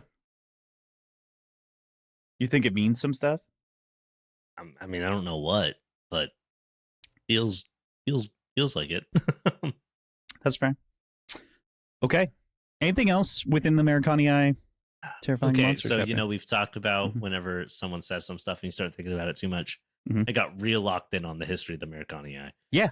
And then you really showed up, and then because I only got the chance to do the audiobook on this section, there was also a moment in this chapter that was one of like the most egregious, like, and we punched this and then back, and I was like, audio. And so there were like just multiple things that took me out of the back half of this section. I did listen to it twice, but it happened both times. That's fair. Which is why I need to read on my second time through, but I just didn't have. But yeah, so I don't think that have there's like always a a chapter or two that are like that benefit from it. You know what I mean? It's like highlight the chapters that you want to reread. You know, but also I fucking love this chapter and I love everything it's doing. And it's weird that like the back half I always get lost on a little bit, but yeah. But it does bring us into my second favorite chapter in the section, which is a bloody star. We're back with Arenata again at the negotiating table, and he's still having trouble parsing the terms of Hadrian being with them as this emissary, that he must be a fighter, like we mentioned earlier, and even goes so far as to suggest that maybe he wants the Empire's help in conquering the other clans, and then they could have peace, which maybe shows that he does have a little bit of a better understanding or grasp of this than we might presume, or he can see a benefit in a way, a trade that would make some kind of sense to him. Yeah. And but it also feels like he's like, hey, you keep using this word peace, which is mutual beneficial. which are two things I don't understand. So maybe you help me conquer the other clans, and then I mutual beneficial conquer you. You? Yeah. Yeah, Yeah. that's how I read it for sure. I definitely view it as like, well, then he doesn't have to worry about anything else internally. Like I agree with you. It's definitely a Yeah. mutually beneficial, like maybe it's not conquer you, We but it's could like mutual beneficial now, and then if I mutual conquer beneficial I conquer you. everything, Then I then conquer you. maybe we fight later. I could stop fighting you to conquer together other thing, Yeah. and then I conquer you. Yeah. Yeah. Absolutely. Which the Empire also might be like, yeah, that gives us time to like build a lot of nukes. We You figure know? out what you do, who you are, your locations, your bases. We're following you around. Like that sounds great. As we established a few chapters ago, you are fucked. Like, Yeah. Mhm. you have a few 100,000, and Hadrian even implies maybe less than that. We have all the billions. Mhm. Mhm. Yeah. Yeah, and this is specific against this prince, obviously, which is the other thing. Yeah, Like, yeah, this of is like, course. Yeah. you need to chill the fuck out. You've got no power in this room, technically speaking. We are speaking with you because we're trying to do this on a wider scale. So, We want you to stop eating our farmers. Honestly, at the end of the day, you're not actually hurting the Empire. yeah, at the end of the day, they were tax dollars, but Like, this is inconvenient to our bottom line. It's Mhm. kind of the conversation that happens. Yeah, yeah. That said, this does actually get a reaction out of Volca thinking about the demarchy and the history there with the Mathuran campaigns. If you don't got it, I don't got it. Which seems to be like a war that they were like taking a side on against the demarchy and maybe trying to break it in a similar way. Which humans gonna human, we do that all the time, even today. I mean, yeah, that's kind of thing that we have. Something proxy wars, something. Yeah, you see, there's so much stuff that happens in this chapter after the proxy war political argument. Yeah, right, exactly. So, not to, hey, not to glaze over it, but holy shit, did I hear about red? And I was yeah, like, Blom. yeah, exactly. Like you think that you're sinking into this sort of like safe rhythm that we've gotten with some of these other Yeah. chapters, and then it's disturbed almost immediately as Karn Sagara gets up suddenly, interrupting this conversation as the shades kick in on the glass to protect us from something that's coming, meaning that he saw this a little bit ahead of time. And then we see this big bloody red star that's staring down at them from the heavens. There's a consideration that it's a laser, that it's a weapon. But we come to realize very quickly that it's the remnants of an exploding, imploding, dissolving, morphing Bahali Imnal Akura, this world planet, consumed by antimatter weapons. Karn exclaims, "What have you done?" And Rain Smythe stands there, not a member of the military, just shocked and awe and as confused as everyone else. I like when Hadrian's like, "Are these weapons?" And they're like, "What do you mean are these weapons?" He's like, "You fighting us?" He's like, "Why would we hit us?" Right. And everyone's like, "You did this, you did this, you did this," and Bassandra's just standing there like, Yeah. So, Yeah. yeah, no, this is a wild fucking scene. Like, also just red and then red and more red is like such a fucking good line. A bloody star, violent as war, capital W, and bearing her colors, redder and red, red and red and redder still. Yeah. Just this shade that's blocking them from like the nuclear fallout. Just holy shit. And there's also this mention that it's like, hey, that's like 100,000 miles away. It's also right far. here, and these explosions look like they are on it. Like, these are not the nukes we have today. These aren't planet killers. These are planet killers. You know, like, yeah. Yeah. Jesus fucking Christ. Big, scary, bad. Also, like, this is that moment where it all falls apart. Obviously, in the book, like that's not like a wild thought I have. That's the point of the section. But holy shit, whenever it's happening, you're like, up until this point, you're like, I don't know how we could possibly communicate to find peace. Maybe it's not possible, but we're still trying. This moment, it's like, nope. It's to the death. Like It's ripped from out of their right now hands. on, Yeah. there is no possible communication. We do some stuff in some later chapters where maybe we take some hostages or whatever, but like, what are you gonna do? What your first ever peace summit ends with you destroying an entire world? What are you gonna do? Yeah. Where's your next peace summit? You know, Yeah. like, When? Yeah. At what point could this ever sure, occur yeah, they're again? gonna trust you on the next one. Hmm. Hey, you know, maybe the Sealson are weird. They like power, I guess. So Hmm. maybe this helps in the future. But no, it feels like this was like the moment where it was any sort of possible attempt to have that like trust and building out a relationship between the two species. It's gone. This is the moment Hadrian doesn't realize it yet, but is resigned to killing a son. You know, like Yes. that's what it Right. feels like here. This Yeah. is where Soldier Hadrian is born, is throughout these next couple of Because chapters. what the fuck else are you gonna do Right. now? Thanks, Basander. Maybe you were right, Basander, but as of right now, like, goddamn, well, you sure made the decision for the Everyone. universe. Yeah. You know, like, Right. So many galaxies involved here. Yeah, it's a crazy move. It's a crazy decision by and large. It's an incredible kind of reveal in a lot of different ways. But there are some lovely quotes that I would love to kind of get into. Predominantly yeah. one big one, and then a for the cultural norm, a little bit of an amendment to said quote from the original source material. Um, it is said that Death herself was present at the first summoning of that nuclear fire, and that she smiled in her lipless way and pronounced that she was might then, might enough to destroy worlds and not only nations. The Magi who had summoned her quailed and wrung their hands and wept for the evil they had done, but did it all the same. Forever are Magi so consumed by the question of whether a thing can be done that they ignore the matter of whether or not it should be until it is too late. She's like doing her best Jeff Goldblum there, or Well, right. So, I mean, it's important. It's important to note that there are two different things that are kind of quoted and cited here. American Prometheus, which is sort of a reflection, obviously, on Oppenheimer and everything that kind of happened there with the man. yeah, oh, definitely. I mean, like that's what Very what clearly. we're talking about. We're talking about the Manhattan Project, and Correct, and that's very specifically what's referenced in the first half. The second half is a Jurassic Park quote that a lot of people attribute just to Ian Malcolm in so many words, obviously, and as you should, it is the character in either form of the medium.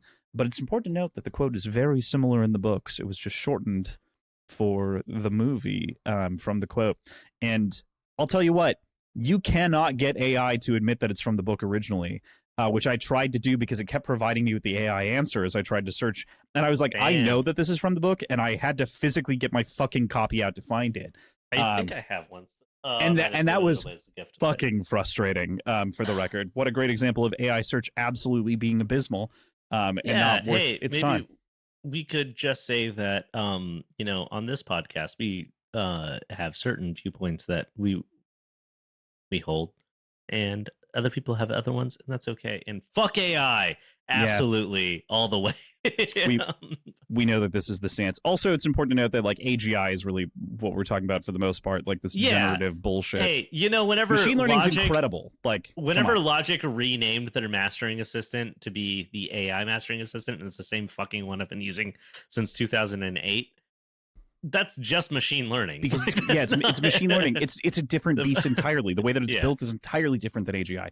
Anyway, generative and large language models are being used for evil and could be used for good, maybe in very selective situations, but they're bad. And machine learning is just like automation's been there. You know? And the way that they were built is terrible, and we don't need to get into all of those details. There's you can watch many a great video essay on this. Folding Ideas has a couple that are excellent. So that said, it's almost like capitalism was the problem the whole time. Absolutely. The real quote from the book, and obviously you basically quoted the movie, and we're pointing that out, and this is more similar to the movie than it is not. The quote from the book itself, Jurassic Park, is scientists are actually preoccupied with accomplishment. So they are focused on whether they can do something. They never stop to ask if they should do something. They conveniently define such considerations as pointless. If they don't do it, someone else will. Discovery, they believe, is inevitable. So they must try to do it first. And this is as he's I high in his mind out of morphine. would not be that surprised if that was the exact line given to Jeff Goldblum. Yeah. Oh yeah. And then Jeff probably was just Goldblum like, went, your scientists, they were so preoccupied with if they could that they never stopped to actually think if they should. Which David Koepp is a very good writer, the screenwriter of that. Yeah, no, definitely was written because that is a if you were to take that very verbose thing you just read Mhm. and find the most concise way to say it, that's what that is it. Yeah, right. It's absolutely wild how much it like holds the soul of what is being said.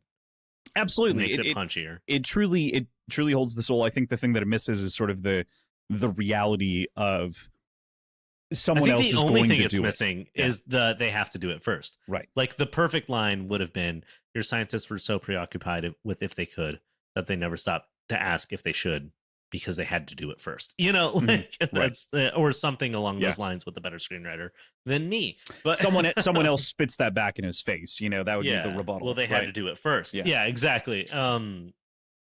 Right. Malcolm's a much more interesting. Well, Jeff Goldblum does an incredible job. Malcolm is in my opinion, a slightly more interesting character in a very different way in the novels. An incredible character in the movies, though, no question. Iconic. Like, yeah. Malcolm isn't really a character in the movies. He's just Jeff Goldblum doing really good stuff in 4 scenes. Well, I mean, I want to give credit to Goldblum in the second movie because I really like all that he has to do. Okay, yeah, if we're including the second movie, then sure. Which is almost closer to the book, but also just a Spielberg movie. Right. Like that's not Jurassic Park. That's just Goonies with dinosaurs, but it's also weirdly closer to the book. It's so weird. Yeah. The Jurassic Park duology is wild. Yeah. I love the Jurassic Park duology. Yeah, 3 has some things. I enjoy 3 too. Actually, I did secretly enjoy the most recent movie, even though there are some very obvious problems with it. The thing is, it's just better to consider it a Lara Croft adventure. Like, if you just think about it that way. I've only seen the first Jurassic World. That's great. You don't even need to see the other 2, which are that trilogy, to watch the most recent one, which is more of an adventure movie for no reason. Which sounds sick, and you know what? Like, Scarlett Johansson's still hot, you know? So why not? Colin Jost is doing really well, you know? I honestly, whenever I think of Scarlett, I can't not think of Colin. And I almost think Colin's doing better at this point, you know?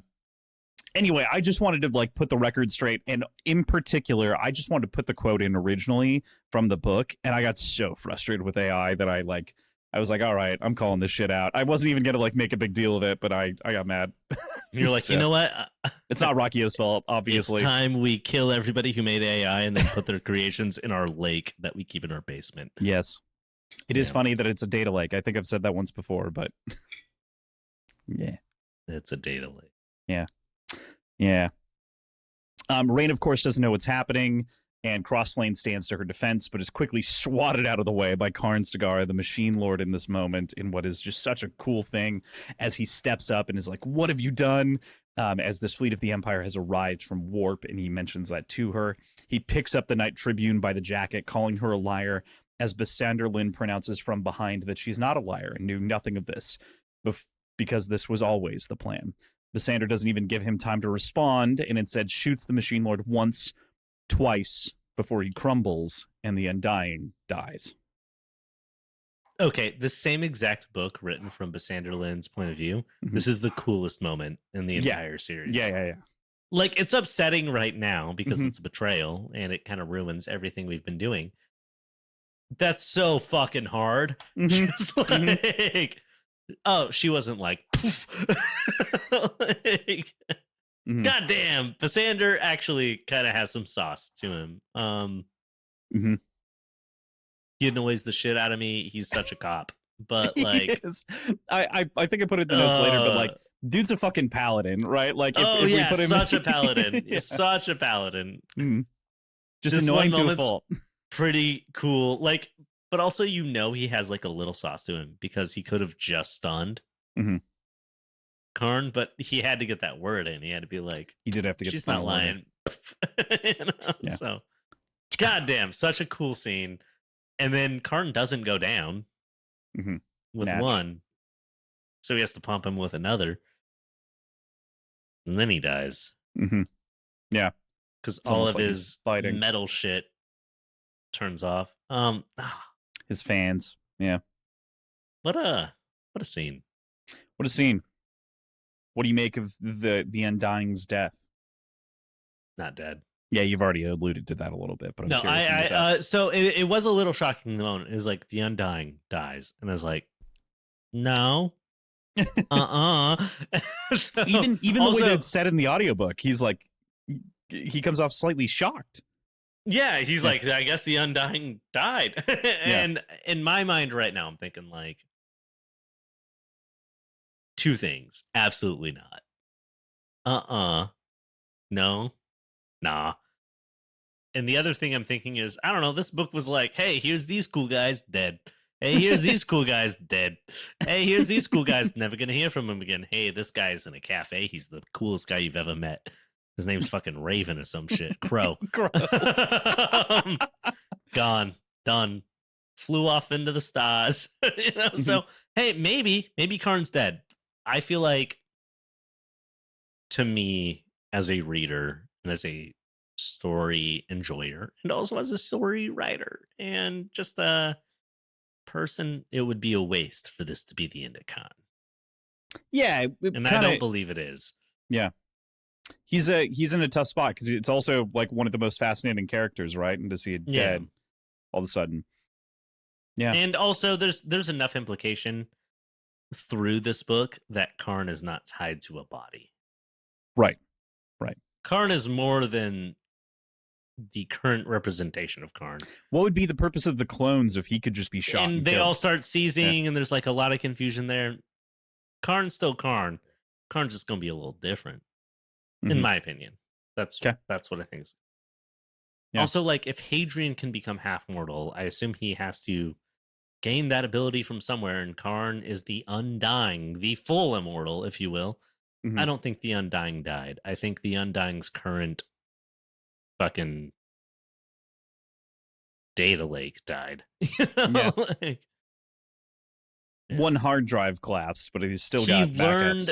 I think he learned how to use human biology as like a hard drive the way that the Americani did from Brethren, and so he still has a backup in the cloud.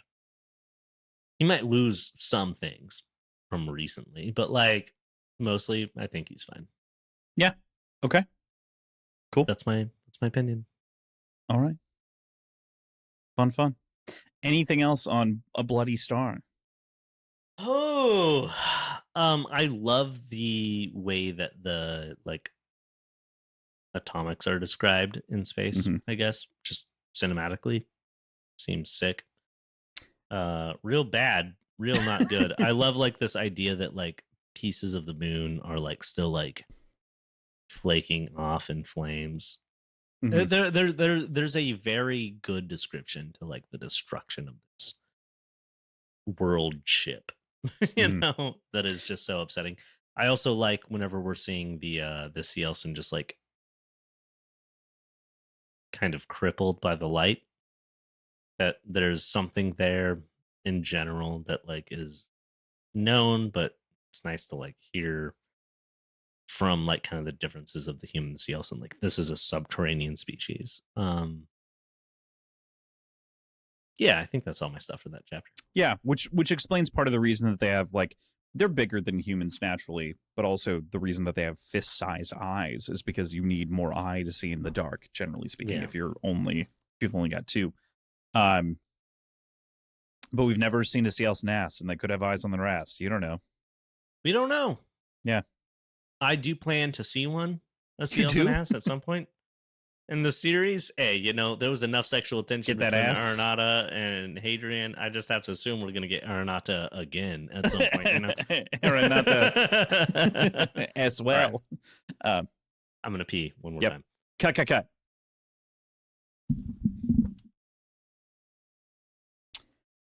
So with that, we'll get into our penultimate chapter here, Traitor and Patriot. Silence reigned. everyone stands still for a second before we realize that the Cielson are blinded, of course, as we were just Silence talking about. Rain Smythes. Yeah, for sure. Yeah. Rain Smythe. The children, Ren and Suzuha, are both seizing on the ground, and Smythe finally addresses Basander's betrayal, as that was Hauptmann who had arrived above. Arenata, however, is furious as it sees the remnants of its world ship scattered among the stars. Hadrian lobs a pitiable defense at the creature, while Basander considers striking down Hadrian, but instead saves him from the prince's grasp. Oh man, as much as this guy hates Hadrian, he loves humanity more. Yeah, right. He's like, well, I don't want to see you get eaten. Yeah, he's like, I'll kill you later. Yeah. Basander. Okay, so we're reading this from Hadrian's point of view. We also have like a broad overview of the situation. Mm-hmm. The whole thing's kind of a cool move. What do you mean? On Basander's part. Yeah, talk me through. Just this idea of like, all right, we need to make sure that like the general of generals that's going doesn't know this is going to be, this has to be a peace talk, but at the end of the day, Basander knew. Like, and granted, like this is like a shitty thing, but Basander's like, hey, this isn't like no peace is going to come from this. We're going to take out one of like, we don't know how many, but one of our major enemies. We've never actually defeated a Cielson world ship. Mm-hmm. He's been at war with the Cielson for a fucking while. Mm-hmm. All he wants to do is destroy a world ship, you know? We know from the context of what we know that this was a pretty fucked up move that set some things in motion. But like from Basander's point of view, he's like, hey, we got in, and then now we're gonna be able to nuke one of these world ships while they're not expecting it. It's a cool move. From a shitty point of view. Yeah. I mean, from that side too, like think about it from the other way, where it's like Rain and Hadrian both like didn't follow orders from a superior officer. Following orders from like Hadrian was technically only following Rain's orders, but ignoring those superior officer orders. And so from Basander's perspective, this is totally legit. And from Hauptmann's perspective, this is absolutely the actual play. Like, okay, you're going to make actual contact. Perfect. Then we're going to actually follow through with our orders, because Rain Smythe, you may have been fighting on the front line, protecting the planets of Imesh and kind of everything out there that was kind of going on that rim. But you haven't seen the horrors that I've seen as, you know, the first strategos. So we're going to fucking take one of these out as your commander might above you. Yeah, exactly. Like, and your like, bait, you know? I don't love it as a person, but also like within the context of the story, if I put myself in his shoes, right? This exact scene could be written from like Master Chief's point of view. If he was Basander Lin, I'd been like, hell yeah, brother. You know, like it is a well done move. Yeah, on all accounts, it's well designed, it's well thought out, it's very strategic. I would say well designed. I don't know about well thought out. Well, I think in the sense of like the overarching consequence to the story, but yeah, I mean, like they couldn't know that though at the time. You know what I mean? Like we know that because of hindsight and like reflection, obviously from Hadrian. And that's the thing. Like considering these from like two different perspectives, like I can almost see Basander fucking aura farming through this whole thing. You know? Yeah, he's absolutely. not, because he's too fucking paladin to aura farm. He's too prissy. Yeah, exactly. What's fun, what I really appreciate about this too, is it recontextualizes our previous chapter where Hadrian, or where Basander was being an asshole to Hadrian, because he's like, all right, you're gonna give it your best shot. I'm gonna let you give it your best shot, but that shot doesn't. But fucking he knows matter. There's a fucking nuke on the way, or a lot of nukes on the way. Yeah. He knows that this amounts to nothing. Yeah. He's like, yeah, go for it. Try. Whatever. We're gonna blow him up tomorrow.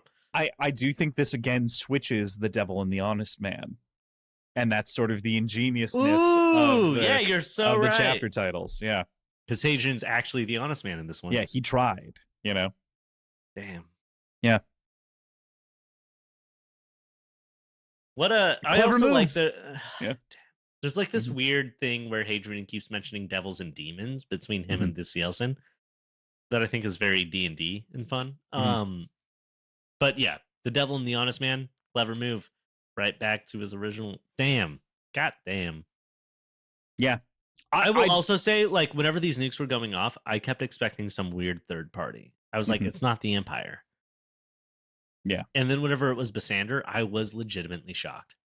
Hmm. Traitor and patriot, you know? Which which is interesting because again, I think that this is evoking the same sort of like again dichotomy that we were getting out of Devil and the Honest Man, where like who's the traitor, who's the patriot? Again, considering from multiple perspectives. Truthfully, Yep. Hadrian is the in a lot of ways the traitor. But in a Because lot of he's ways like, too, he's the one who's actually trying to like stop the war and save the people. So mhm, like, mhm. who is who? But the patriot just struck a big blow against the enemy, and now will be on newscasts everywhere across the world. You know, But also just like signed the death warrant of a major general. hmm, Went against yeah, the wishes of his commanding officer. his immediate A commanding traitor. officer, but not the superior. You know, Right. yeah. Yeah, so that it's Um, such an interesting idea. it It's so really well does like represented. hit on a Yeah. weird part of me as a Hmm. person.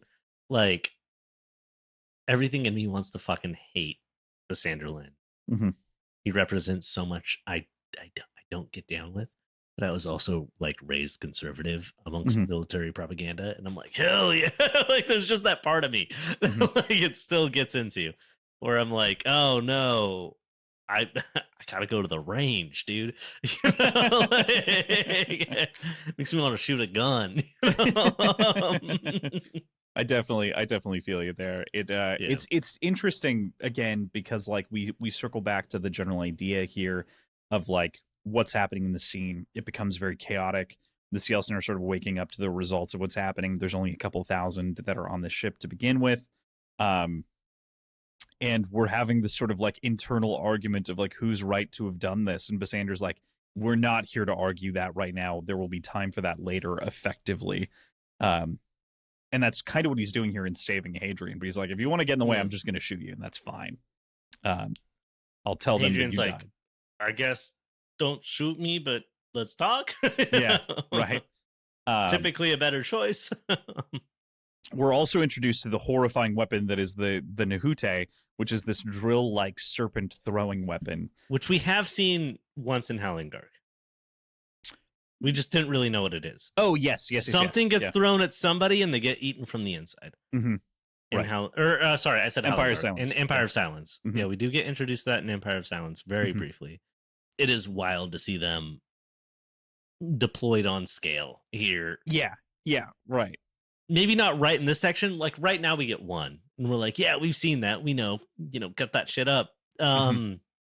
It reminds me kind of, and yeah, I wouldn't ever assume that Rockio would ever write something based on a scene from Star Wars. But like But something about using the high matter blades to cut up these like weird snake things that are going to burrow inside you immediately makes me think of Attack of the Clones with the like slug poison guys, and then like Anakin jumping in and cutting them up before they get Padme. oh yeah, yeah, yeah. Hmm. And I know that like mechanically not at all the same thing, but like they like there's just something about that like slug thing getting cut up by high matter blades. I'm picturing that, but it's also like a gun, and it's also Onyx from Pokemon. Hmm. I would say Steelix personally, but I understand. Okay, yeah, so you evolved them, and I'm still working on it. Well, they do say he's a steel one, but that's it. Yeah, yeah, Um, yeah, yeah, yeah. it's not rock. Um, but but yeah, the general idea here of like throwing these giant snakes, even like using it like kind of a whip, I imagine, and then throwing it is like psychotically cool. Like it's so fucking Yeah, and rad as a weapon. it's this thing that I fucking love that I mean a lot of different media will do. Man, I can't believe that worked. Yeah, crazy. For people listening, my camera never wants to refocus, and it just did like exactly the way I Brilliantly. wanted it Yeah. to. It's so sick. Mhm. Um there is this implication that the Cielsen are like less advanced in so Mhm. many ways. But this idea that this terrifying, fucking terrible weapon where 20 Cielsen can plow through hundreds of humans is basically a sling the way they use it. Like Mhm. it does have like this David Goliath aspect, but they're Goliath with a sling. I don't know. It's so interesting that it just feels so mildly barbaric, but also so weirdly advanced at the same time. Yeah, I think that's what Chris Verrocchio does so well, like blending, like he's not full science fantasy by any stretch. It's more science fiction than fantasy, but there are elements in here that are fantasy, Yeah, clearly, yeah. like It's the like idea that science. we're using swords in I general. feel like it's functionally science fiction, but with like the Mhm. ethos of fantasy a Yeah, lot. the Like, soul of fantasy in it in a lot of ways. yeah, Like the Cielsen are like orc elves in a lot of ways. Yeah. yeah. They are orc elves. They're both hmm of them, hmm and the humans are humans. hmm you know, it's like, what if the And humans were halflings up against simultaneously. orcs and Yeah, elves, and we were humans, and then the homunculi were dwarves? kind of. Yeah. They just have to dig in the mountain whether they wanted to or not. hmm Absolutely. I would love to read a homunculi uprising short story, and I don't think there is one. But There is a really interesting short story in the short story collections that isn't an uprising, but it is a chantry member being forced to render judgment upon a child of demons like a homunculi. Like it's very fascinating. Um ooh, yeah, very interesting. he's written some like spicy short stories in book one that I do highly recommend. So All right. yeah, there's a lot of fun stuff in that. So what's fun too, I think we talked about this again, but just to repeat it for people, Songs of the Sun Eater will have a combination of stories. Sins of the Sun Eaters will have the rest of tales as they've been Yeah. published so far. So all of those will be included. There will be a distant third collection that will collect everything from the special editions that have all these extra short stories in them, and then some bonus additional short stories. But for the time being, if you want to get ahead of it, you can pre-order Songs right now. It comes out this fall. Otherwise, they exist in pot in Tales right now. So Ah. get them while they're hot. So I do feel like the children, their season on the ground, that's crazy. Yeah. Yeah. The lights We don't know going what's out. going on there. Yeah. Yeah, there's some lights. The lights go out, right? But Varro and Jinan, of course, grab the children, run with them as Hadrian is attacked by Oelacom, that fucking guy, who calls him a devil. Gibson's voice rings in his ears again, always forward, always down, to which he replies, and never left or right, as he engages with Oelacom, dispatching him easily in a Kurosawa-like slice, clean in half. Yeah, so Kurosawa. Yeah, absolutely. Before asking Nabuta to come with them as the Scalesen begin to tear apart Imperial Legionnaires left and right. It's almost like we should give all of our guys High-Matted blades. But it's expensive. Oh, well, you have a point. it's not only expensive but super rare, actually. Yeah, well, fair enough. Yeah, Maybe we should have brought a few more guys with high-matted blades to this. yeah. Well, maybe if Smythe wouldn't have been doing this against regulation, then Fair enough. I'm taking Bassander's Lynn side in that argument a little bit, but like kind of the case. Yeah.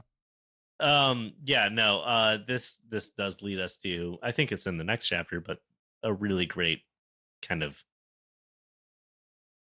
view of sacrifice. Yeah, there's a whole thing there that we're definitely going to talk about. Before we get there, just to kind of round this out, we pass all these small psalms that are depowered. Oh, that are just powered down. Yeah, because of the death of the Undying. And you're like, wow, that would have been really useful to have right now. Yeah, could have held the peace. Yeah, right.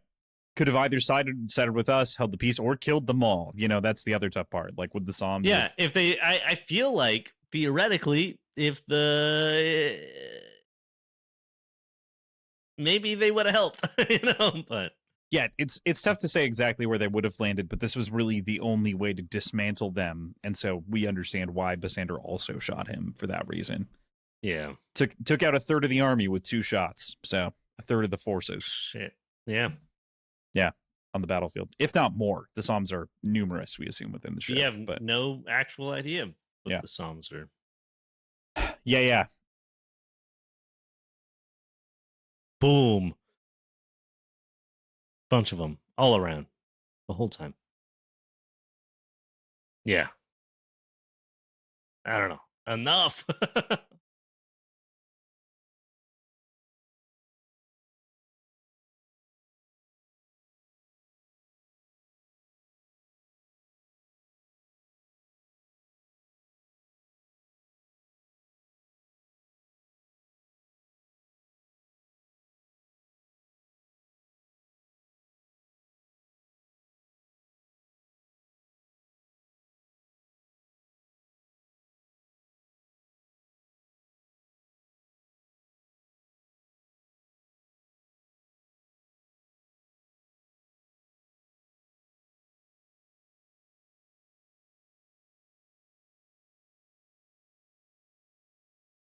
throw is just a bad thing to hear, knowing what's going on. You know? And this is that thing I keep talking about where like, holy shit, to see them do this all together as like an actual war effort is upsetting and terrifying and terrible. Like they just have there's a old Whitest Kids You Know sketch, which is Baby Skull Seeking Bullets. And that's what it feels like they have. They just have like smart ammo that's gonna go burrow into anybody, and all they gotta do is throw it. I don't know how the ammo knows not to burrow into them, but they be throwing that shit and people die. Like that, it's so bad. It's so not good. We're just dealing with guns. We just point guns and shoot, and if we miss, we miss. They're like, hey, we're releasing Satan into the world, and he's gonna go kill a fucker. You know, like, and now it will kill. Yeah,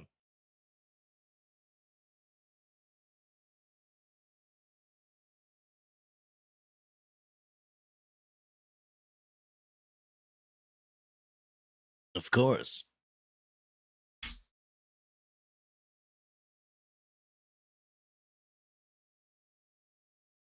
Oh,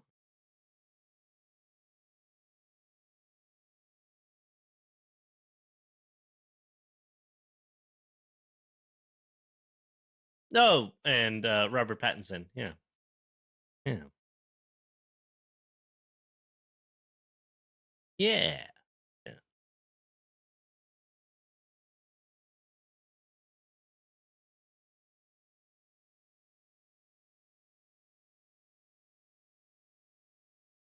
Right. Yeah.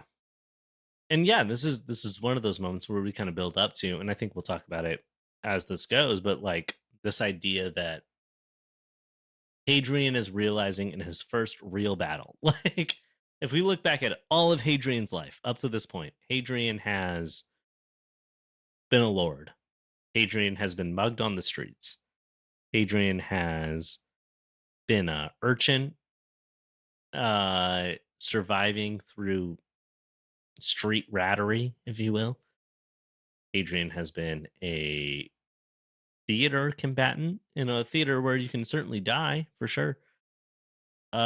He's even been in some duels, and we don't really see him, but he's certainly been a part of like a mercenary company. All of this is different than war, war, war with a capital W, war, and this is like kind of his first time experiencing war. And he's like, "Oh, I was wrong about how war works." He's like, "War is not won with soldiers; it's won with words." And now he's here, and he's like, "Oh my god, it's 100% won with soldiers." That's actually like the most important thing. Holy shit. I would be dead if people didn't die instead of me. Whoa, that's not good. Um,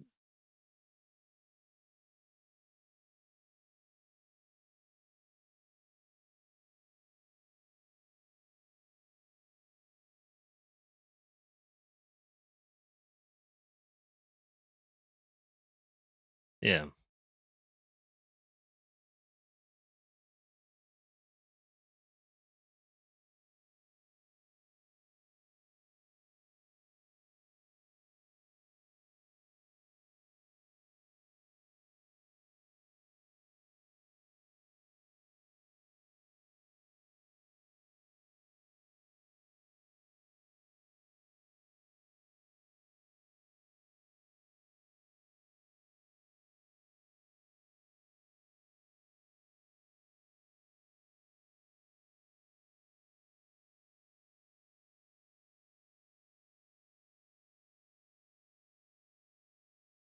It's a wild narration for this. Like, it makes me think of the Abercrombie approach to this, which would be very visceral, like in the heads of the people dying. It makes me think of like the Brown narration to this, which would be very, I don't know, almost dismissive in a way that's very purposeful. This is just like so, I don't know. It's so Hadrian. It's so Rockio. You know, like,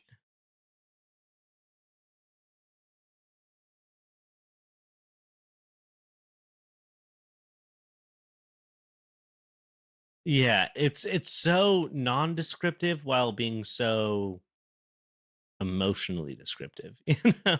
Like and I that's what I love about this book and this book series so far. It is what like is almost missing from a lot of I don't want to say missing from a lot of because maybe I just haven't read a lot of it.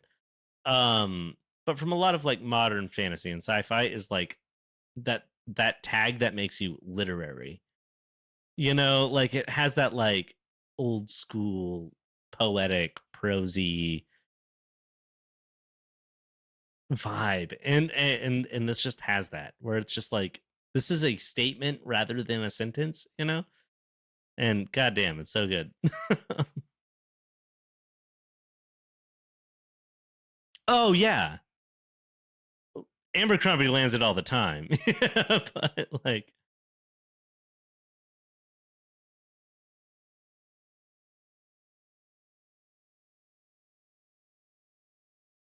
whenever it's here, it's like, oh my god, that's like that's the you're writing poems. You're not just, you know, like this is philosophy, you know? Which Rockio does frequently, but also infrequently in a way. I don't know how to explain it. Yeah, exactly. So yeah, it's one of those moments where it's like, this is academic, you know?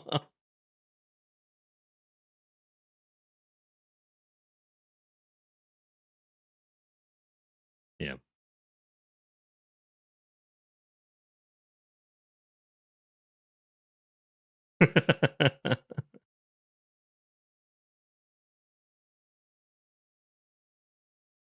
It's what you say to me when I'm talking about stuff. Yeah.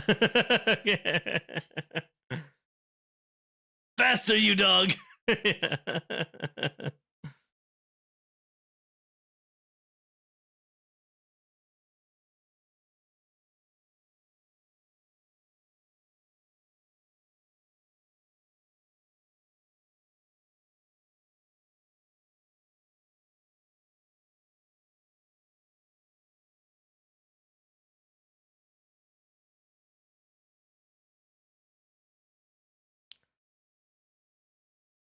Yeah, I'm gonna be so real. This is the part where I was like, they moving.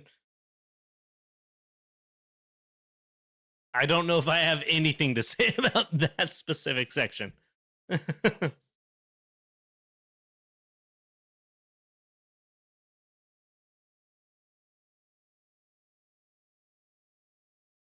Oh, interesting. Actually, yeah, probably. But also, I feel like there's a possibility this ship was made before high matter was even a thing. So,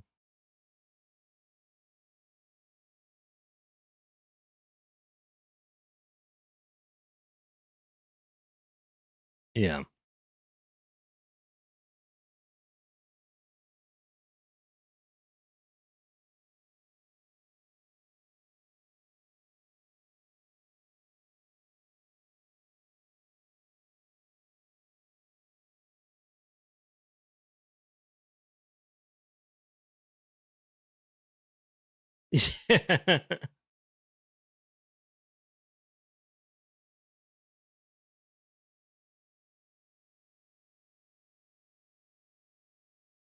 Every scale is tipped towards the guilty.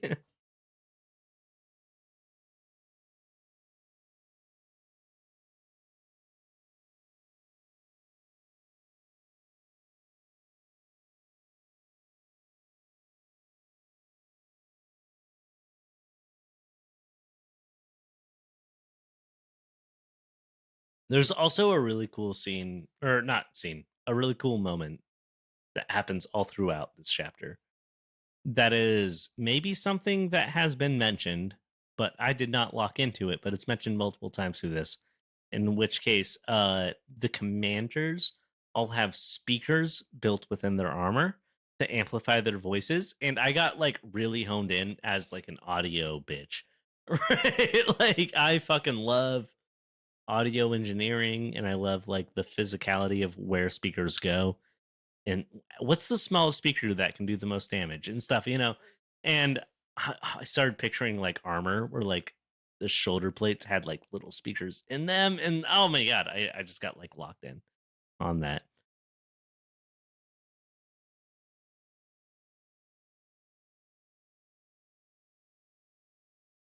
But it's multiple times in this chapter. Yeah.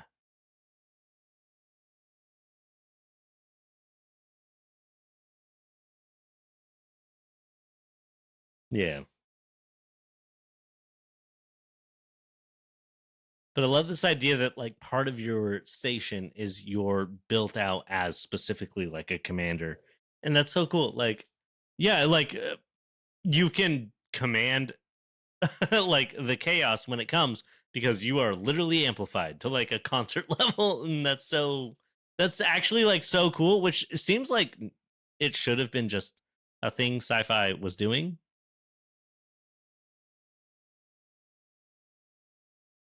Yeah. And I'm like, but I'm also like, anyone who's ever worked with in-ears knows that's not that good because you need to hear outside. And if you want to hear in-ears, you won't hear outside. A bunch of things. So as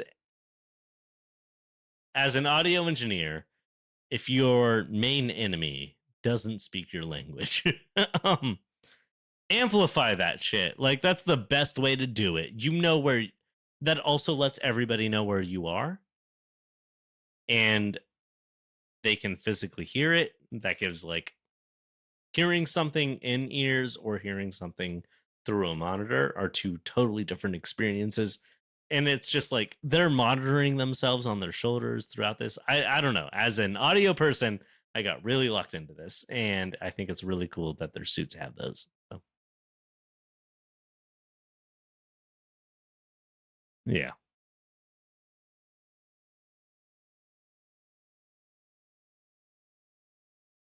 Yeah.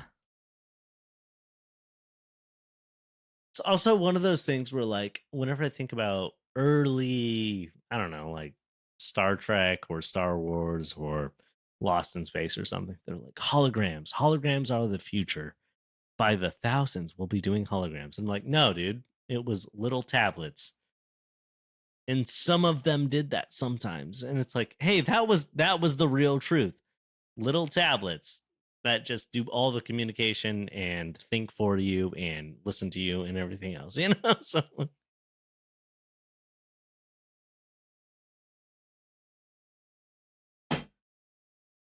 we're like, no, we don't want that. We have the little tablets. Like, and when someone points at me, I can see it. You know? Like, yeah. So I think there's like a human aspect of like reality that why would that go away? You know, I feel like a lot of people go like, why would we still be using speakers in the future when bone conduction exists? It's like because speakers serve a very specific point. And they won't go away. They might change, they might develop. Speakers will be speakers forever.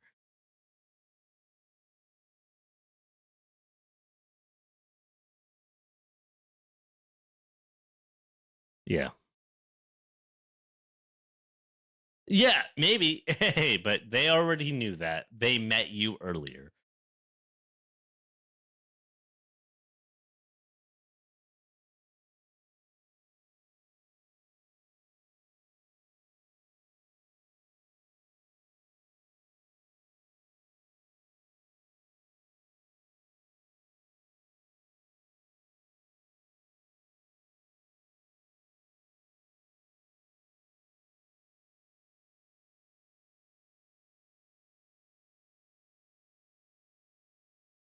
Astrophage is the one that has me concerned and is mentioned twice. Maybe that's the one that kills a star. Maybe from the word astrophage. Does that not imply star killer to you? I don't know. I don't know that much about language, but astrophage sounds bad. You know? They're like, this is Willy, this is Wonka, and this is Satan. You know, like, yeah, I'm concerned about one of these things very significantly.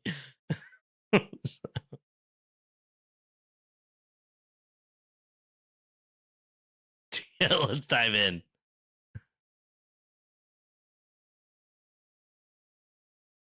Yeah, that sounds right. Yeah, I have a vague understanding of both of those terms, and I was like, "Well, that's not good." I'm gonna throw out a prediction here, and we can drink to it later. I think Hadrian's gonna use the astrophage.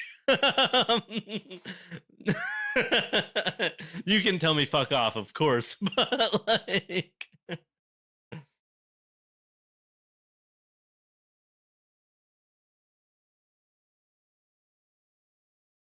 oh shit,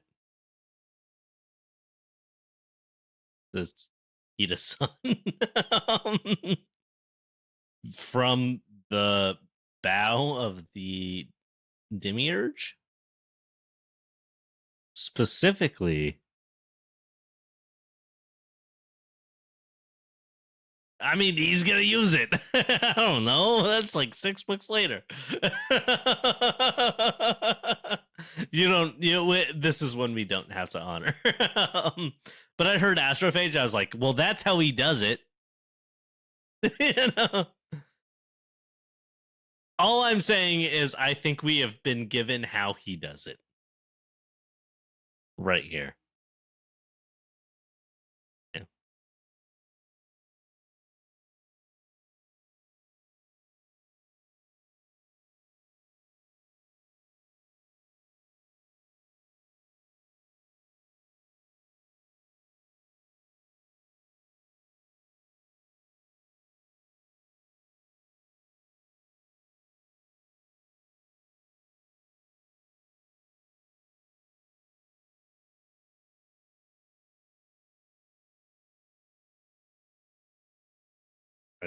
Sec.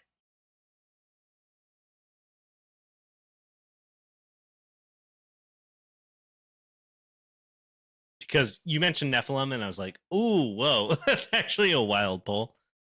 I do like that, specifically, like that feels weirdly in line with the CL so I had to look it up real quick, because they are often considered sons of God, daughters of man. That feels like it has that weird thing with CL being, maybe Christopher Rocchio is just a Catholic, you know? But, no, yes, he is.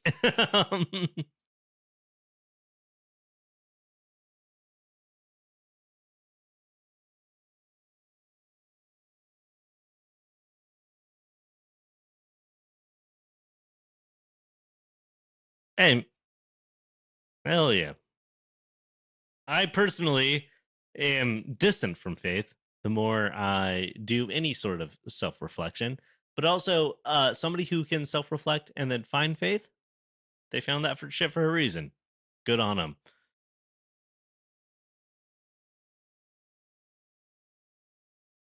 Right. Yeah. It feels accidental, but it's wild. Yeah.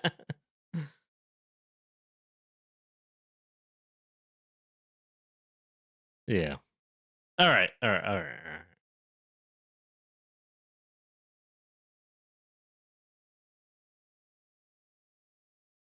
Yeah, it's close but wrong. Yeah.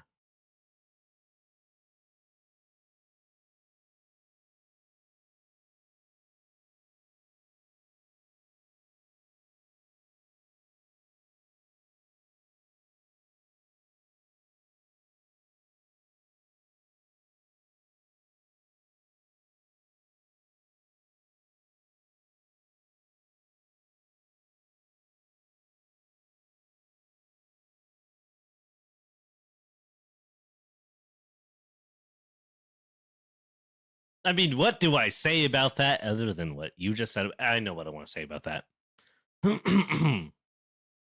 They continue to run as more soldiers hold as they look for Smythe. I mean, it's just that. It's the summary. That shit fucking what? It's so good.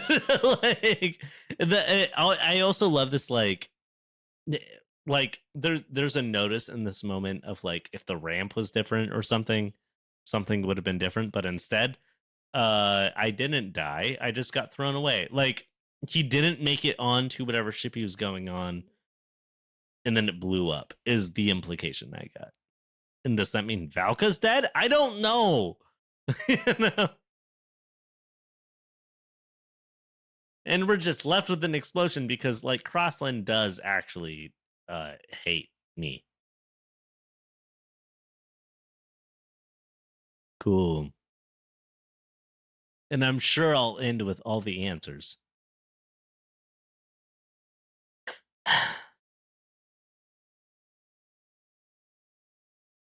Yeah. Mhm. For sure. Usually they give me like some sort of satisfaction 3 books in, like just the little C's. But so this is 2 books. It's so I just assume I'm gonna be really mad for next episode.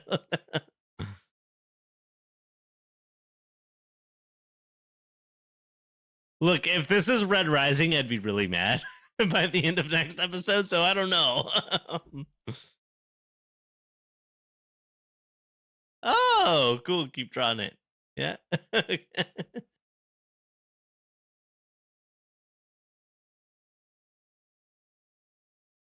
I have no intentions to be happy.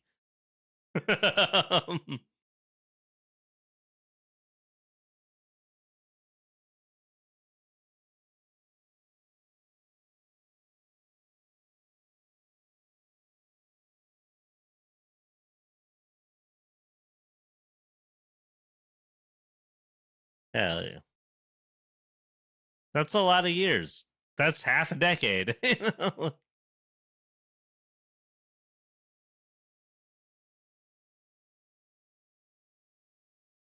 Can we just like note for a second? We've known each other for like how many years now? I think like 4 years. 2021, 2022.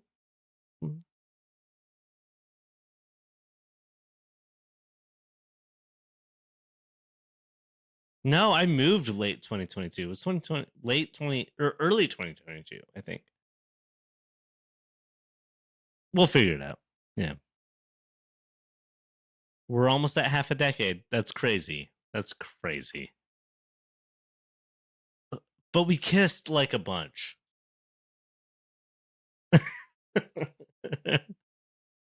You know, and I consider those kisses. So here we are.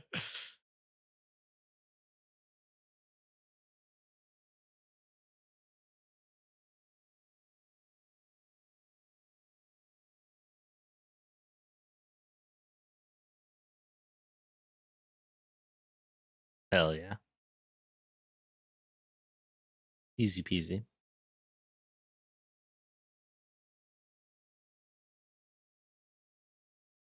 Okay. Gotta fucking lock it.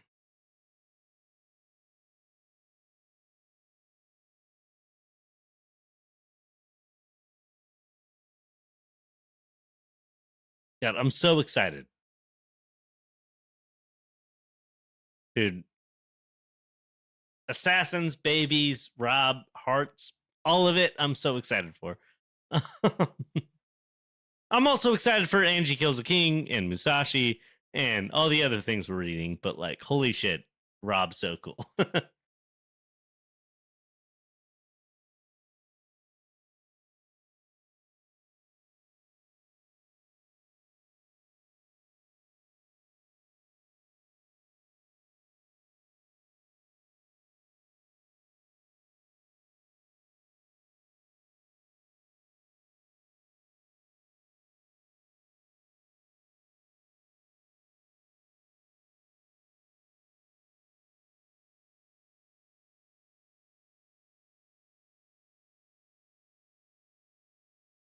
And I'm also supposed to read a thing. Also leave us a review.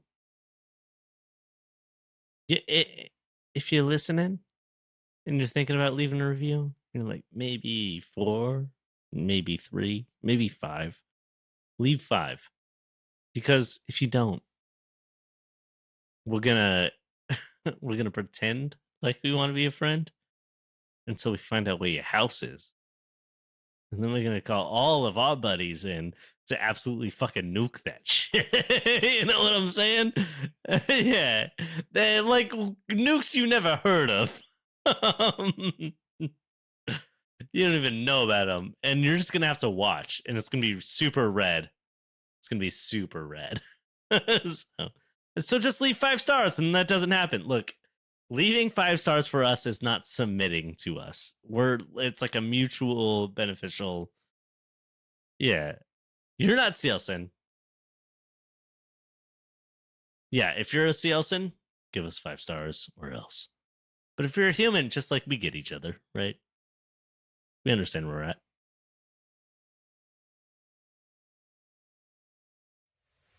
Rad.